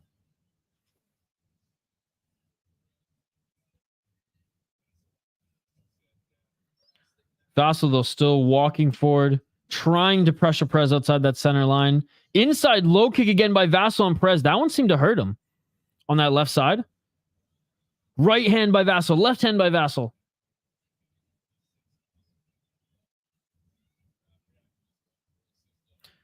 Loud crowd here. Small casino, but you can definitely hear the crowd. Nice body kick by Vasil and left hand by Perez. And Perez is talking to him, man. 1 minute. Good day. So far, good championship fight here. Good display of mixed martial arts all around. Dude, they're talking to each other. They're talking to each other. I love this. Nice right hand by Vasil. And Perez looking for that takedown. Good takedown defense here by Vasil. They're in the clinch. Vasil has to separate here, man. Vasil has to separate here. You got to get back to just the striking. Who did I pick to win again? Vasil? Come on, Vasil. And they separate again here. 35 seconds on the clock. Again, if you want to see my UFC picks for tomorrow, folks, we did do a UFC picks and predictions video. It is on the channel. It was a live stream, so go check it out. 25 seconds on the clock. Yeah, Money Moicano's chat rated that stream, so just heads up. There's like 10 minutes of it where I'm going through the comments. Nice right hand by Perez.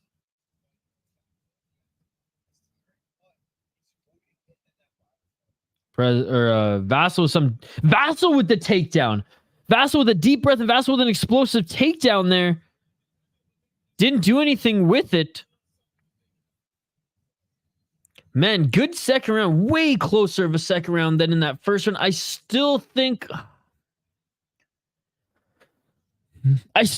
Perez inched out that round. I think the shots that he landed on Vasil, especially that straight right, were just more significant. Were just harder. I will say Vasil did land some good leg kicks on him. Vasil did get that final takedown.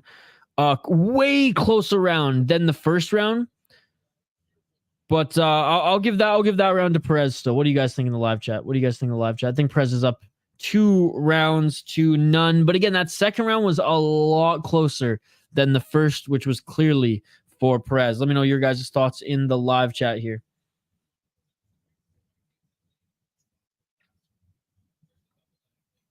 Vasil with a good takedown there, man. Explosive takedown. First takedown attempted, too, if I'm not mistaken. All right, third round, ladies and gentlemen. Yeah, it kind of sucks. He might only need one more and he can stall.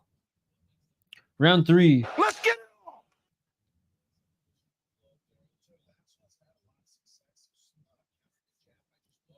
Oh, and a high kick there by Vasil. Oh, and that was a head kick. It landed. He's forced Perez to go for the takedown. That was a 1-2-3 combo. 1-2-3 punch combo with the head kick to end it, ladies and gentlemen. 2-0 Perez, says Thomas T. And Perez gets the takedown again into the full guard of Vasil. You know what's crazy? You can elbow in this league, yet you can't elbow in the PFL. How crazy is that, ladies and gentlemen? How crazy is that? Yeah, we're supposed to praise the PFL. 4 minutes on the clock here. Good body shots there by Perez in the top position, the full guard of Vasil. Open guard by Vasil. Let's see if he tries to scramble here. Closes it again, shoulders up against the cage. And again, ground and pound. Perez is active in the top position. Perez is active in the top position, guys. Could be a wrap. Oh, left elbows there by Perez. Oh, and a few of them have landed. Hey, the grapplers have come out on top tonight. Boom, boom. Literally. 3 minutes and 22 seconds on the clock. And there's like an explosive little scramble by Vasil trying to get back up to his feet. And Vasil now making an attempt to get back up to his feet, and just Perez does a good job of just forcing his body back on Perez there. Just to, literally, he did it again to pin him on the cage and then just push, like just literally use his body weight to push him back down. That's great work there by Perez. Instead of trying to go for the underhooks to pull him back down, or even like the hook in the leg, he literally just leans up against the cage, just pushes his body up against Vasil. 2 minutes and 47 seconds on the clock. Mr. J. Hollis, no, he didn't. It did go to a decision. His opponent did a good job of getting on top of him in his guard and just smothering him, pushing him up against the cage and landing some ground and pound here and there. He cut him up open. He cut him up bad in the first round too with an elbow. And let's just say Max Quinones painted the canvas. But huge fans of Max Quinones here on the channel. Hope it's a great learning experience for him. And we actually just interviewed him a few weeks ago, and we're finally dropping the podcast this weekend. Man, the head kick gone to waste. He's just pounding him and stalling the round again.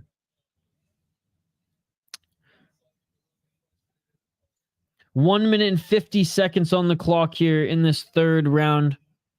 Perez in the top position here. More stalling than landing ground and pound that he did earlier in this fight, earlier in this round.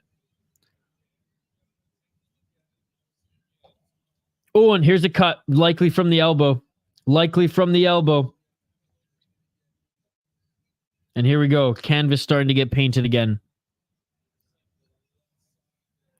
Oh, and some hard shots by the left hand of Perez. Jose Perez, top position, modified half guard, side control right now.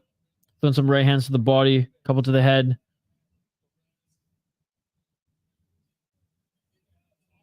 Oh, wait. Why do I have this whole... Oops, my apologies, folks.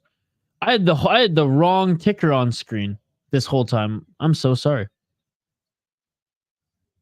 How silly of me. I just noticed that right now.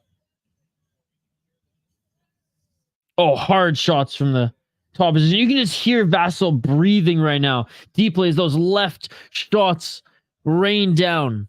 That's better. Looks like it's right under the left eye of Perez. And those short left elbows by Vasil continue to rain down here. Even the cage is covered. Right back up to his feet, though, is Vasil.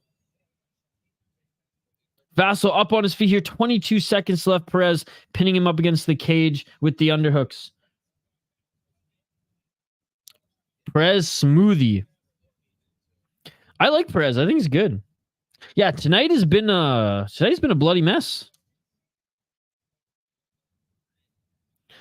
Well, at least the co-main event and main event have been, anyways, with Quinones, with his cut, and now Vasil. And that is the end of the third round. We go into the first championship round, and if Vasil doesn't clearly win this round, this could be the last round of the night, ladies and gentlemen. And even then, it might be the last round of the fight. Man, this cutman has really had his work cut out for him, and he's the coolest cutman. Someone roll this cutman a joint and bring him like bring him a bourbon. He deserves it. Smash the apples. Crush them. He's got to finish him, or this round of this is over. I mean, I tend to agree. Don Cherry does as well. There could be a world where a judge gives him that second round.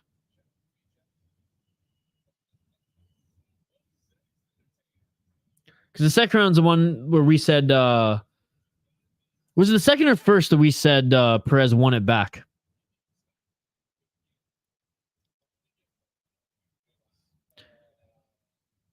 Dude, that left eye is messed up, dude.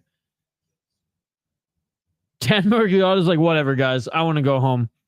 I'm tired. Let's get it on. Round 4, ladies and gentlemen. Anyways, I don't think a judge would give it to him, but it's possible. Like it was close. But again, Vasil would have to win this round quite handedly. Fourth round, Cyclops. Yeah, the one-eyed beast. 4 minutes and 31 seconds on the clock, and he's been breathing deeply. Like maybe his nose is messed up too, because I've been seeing him breathe out of his mouth pretty much since the second round. Eye looks bad. Yeah, a couple nasty cuts here tonight. And there's the 1-2 high kick by Perez, followed by a right hand, one-eyed jack. Right hand by Perez. 4 minutes on the clock. Come on, Perez, stay on the feet for a little bit at least. Do us a favor, Perez. Keep us on the feet for a little bit. At least make this last round exciting. Perez with the left jab. Body kick by Vasil, followed by a right hand. Vasil still moving forward. Straight left jab there by Perez. Jules, shout out to you. Thanks for joining this morning and tonight as well. Appreciate you. Thomas T, it's good to see you. Activate A. Mr. J, Hollis, Kevin Nerd, Shane, Mateo, CCTV 420, Mr. Maxim, Cavino, Phony Turgeson, Curtis, West Coast. B3, y'all are awesome. Thank you so much for joining. Foul one. 3 minutes and 14 seconds on the clock. Straight left hand there by Perez. 3 minutes on the clock.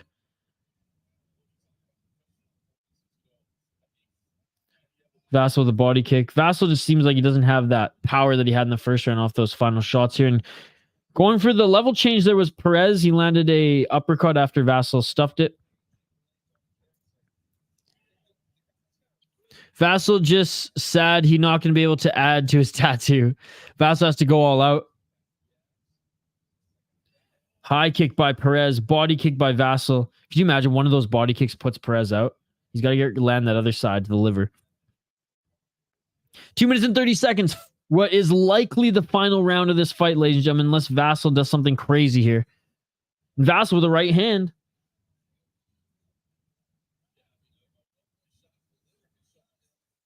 Another, oh, that was a low shot there. That was a low shot. Mergliotti giving him time. I mean, yeah, if he lands a kick to the liver, this fight's over. Perez got hit low there. Mergliotti saw it, giving him some time.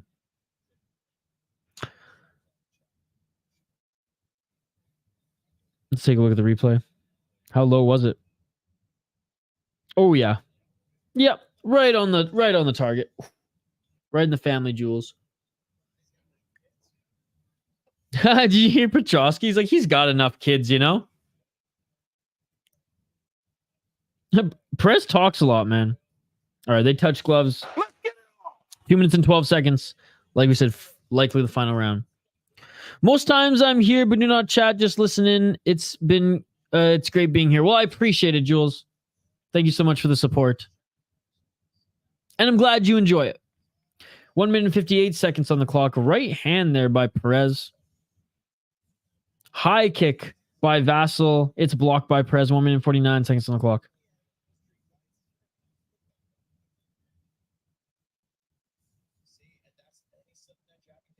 Good. I mean, Petrosky's actually good on color, guys. He's adding a lot of valuable, like I said, color and additional information.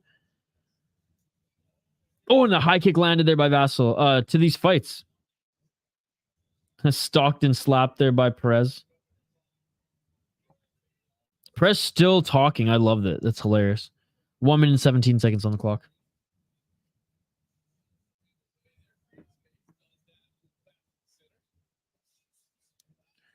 There's that combo again by Vasil.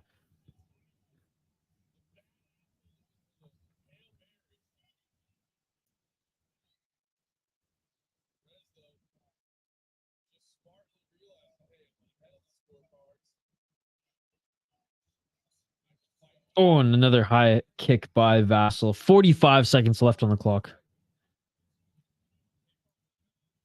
Vasil attack! Attack, Vasil! Wait, what's going on here? Vasil wanted to, or Perez wanted to call a timeout for some reason there. Maybe something to do with his glove, and yeah, I don't know what happened there, but Mergliotti was saying no, fight on, and Vasil just kept pushing forward. And while Perez was trying to argue with Big Dan Mergliotti, Vasil just kept pushing forward and kept trying to punch him here. But there's 13 seconds left in this fight. Vasil, I mean, honestly, he has to end this fight in this 10 seconds or he will lose this fight. Vasil, what are you doing clinching here? And that is it. All right, good display of respect by them at the end. That's good. That's good. No, this is good to see. That's good to see. Likely going to be the end of the fight. If it's tied 2-2, you go to a fifth round. I mean, is there an argument that Vasil won that round? Absolutely. Vasil could have won this round and the second round. I don't think that's the case, though, guys. I don't think that's the case. So we are going to hear the judges score. There is a possibility, but it's a very thin possibility. It might be, Thomas. It might be. But yeah, it is a funky rule. But it's one of those things that's like one of the reasons why they do is because like it's regional MMA. Let's avoid more damage.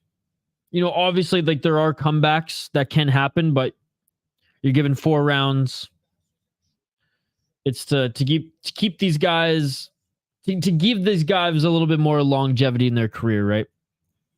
Now, agree or disagree with them. I mean, no comment. I don't really care either way. It is a little bit funky. I'm not really used to it, but I don't hate it. I don't hate it. And if it's tied, if it's 2-2, yeah, you go to the 5th to end it.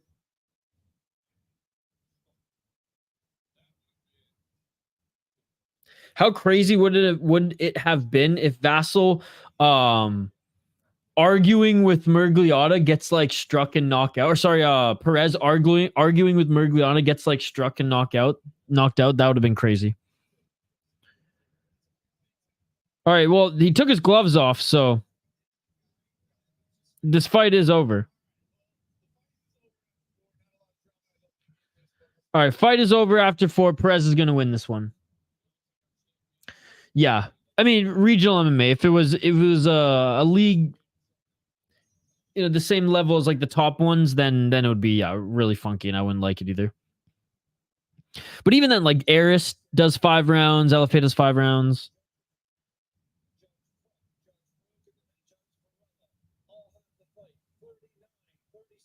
$39-37 on all judges' scorecards. Unanimous decision, and still. That shit beautiful than a motherfucker. Honestly, I like the amateur belt better. I like the white belt better. And then it's a white belt versus a black belt. It makes sense, and I like that as well. But Vasil reminds me of Jared Brooks. Look or fighting style? Because fighting style, Jared Brooks is way more of a grappler, is he not? But again, by looks, yeah, I can see it. And Perez gets his first title defense. Oh, good display of respect. They're in arms here.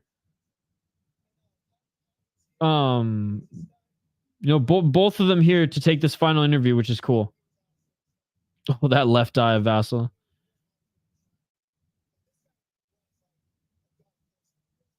And Perez, you know, saying that Vasil, you know, really was and is a dark horse in the division.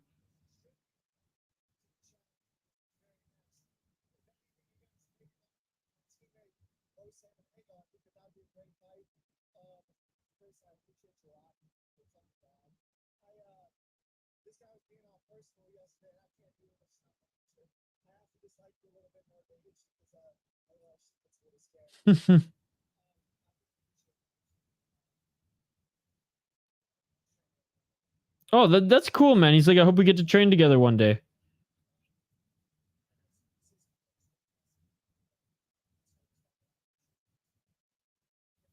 That's cool, man. That's cool. I like that.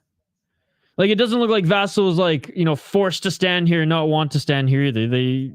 That's cool. That's cool, man. Perez does talk a lot. Look, he's hogging this mic right now, too. Talks a lot in the cage and on the mic.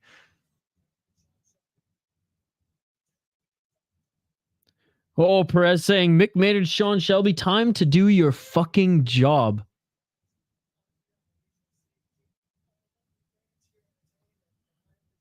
He's like, I am the guy here on the regional scene to keep the fans entertained, but it's time.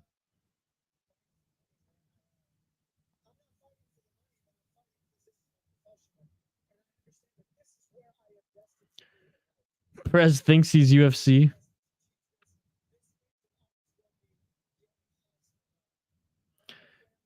Hey, I like it. I like the candor.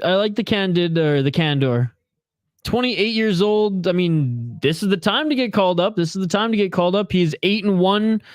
Defended the title, four-fight win streak now. I mean, hey, if there's ever a time to be called up, it is now. Am I right? He's like, even give me a Dagestani. There you go. Eyes are getting heavy, may fall asleep to the sound of dudes beating each other up. All right, dude. Well, it's the last fight of the card, King James. Hope to see you tomorrow, brother. This guy keeps yammering on. Dude, he was yammering on in the fight too, man. He wouldn't stop talking in the fight.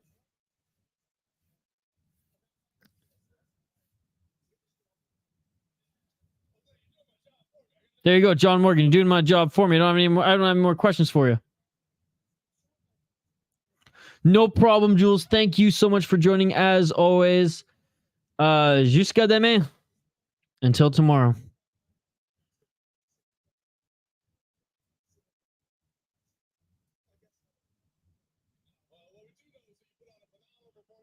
No, he did put on a good show. Good display of mixed martial arts. His striking wasn't bad, man. His striking wasn't bad. He just invited John Morgan to have a frosty beverage with him. See you, King James. Thank you so much for joining, brother. Guys, if you haven't liked this video yet, on your way out, smash that like button. All right. That is it. Cage Fury FC 123, Perez versus Vasil. Perez defends the title. Our boy Max Quinones doesn't get this one done, but suffers his first professional loss, but hopefully a good learning experience for him. We did catch up with him a few weeks ago. We did record a podcast with him. I will be posting that vodcast, I guess, video podcast.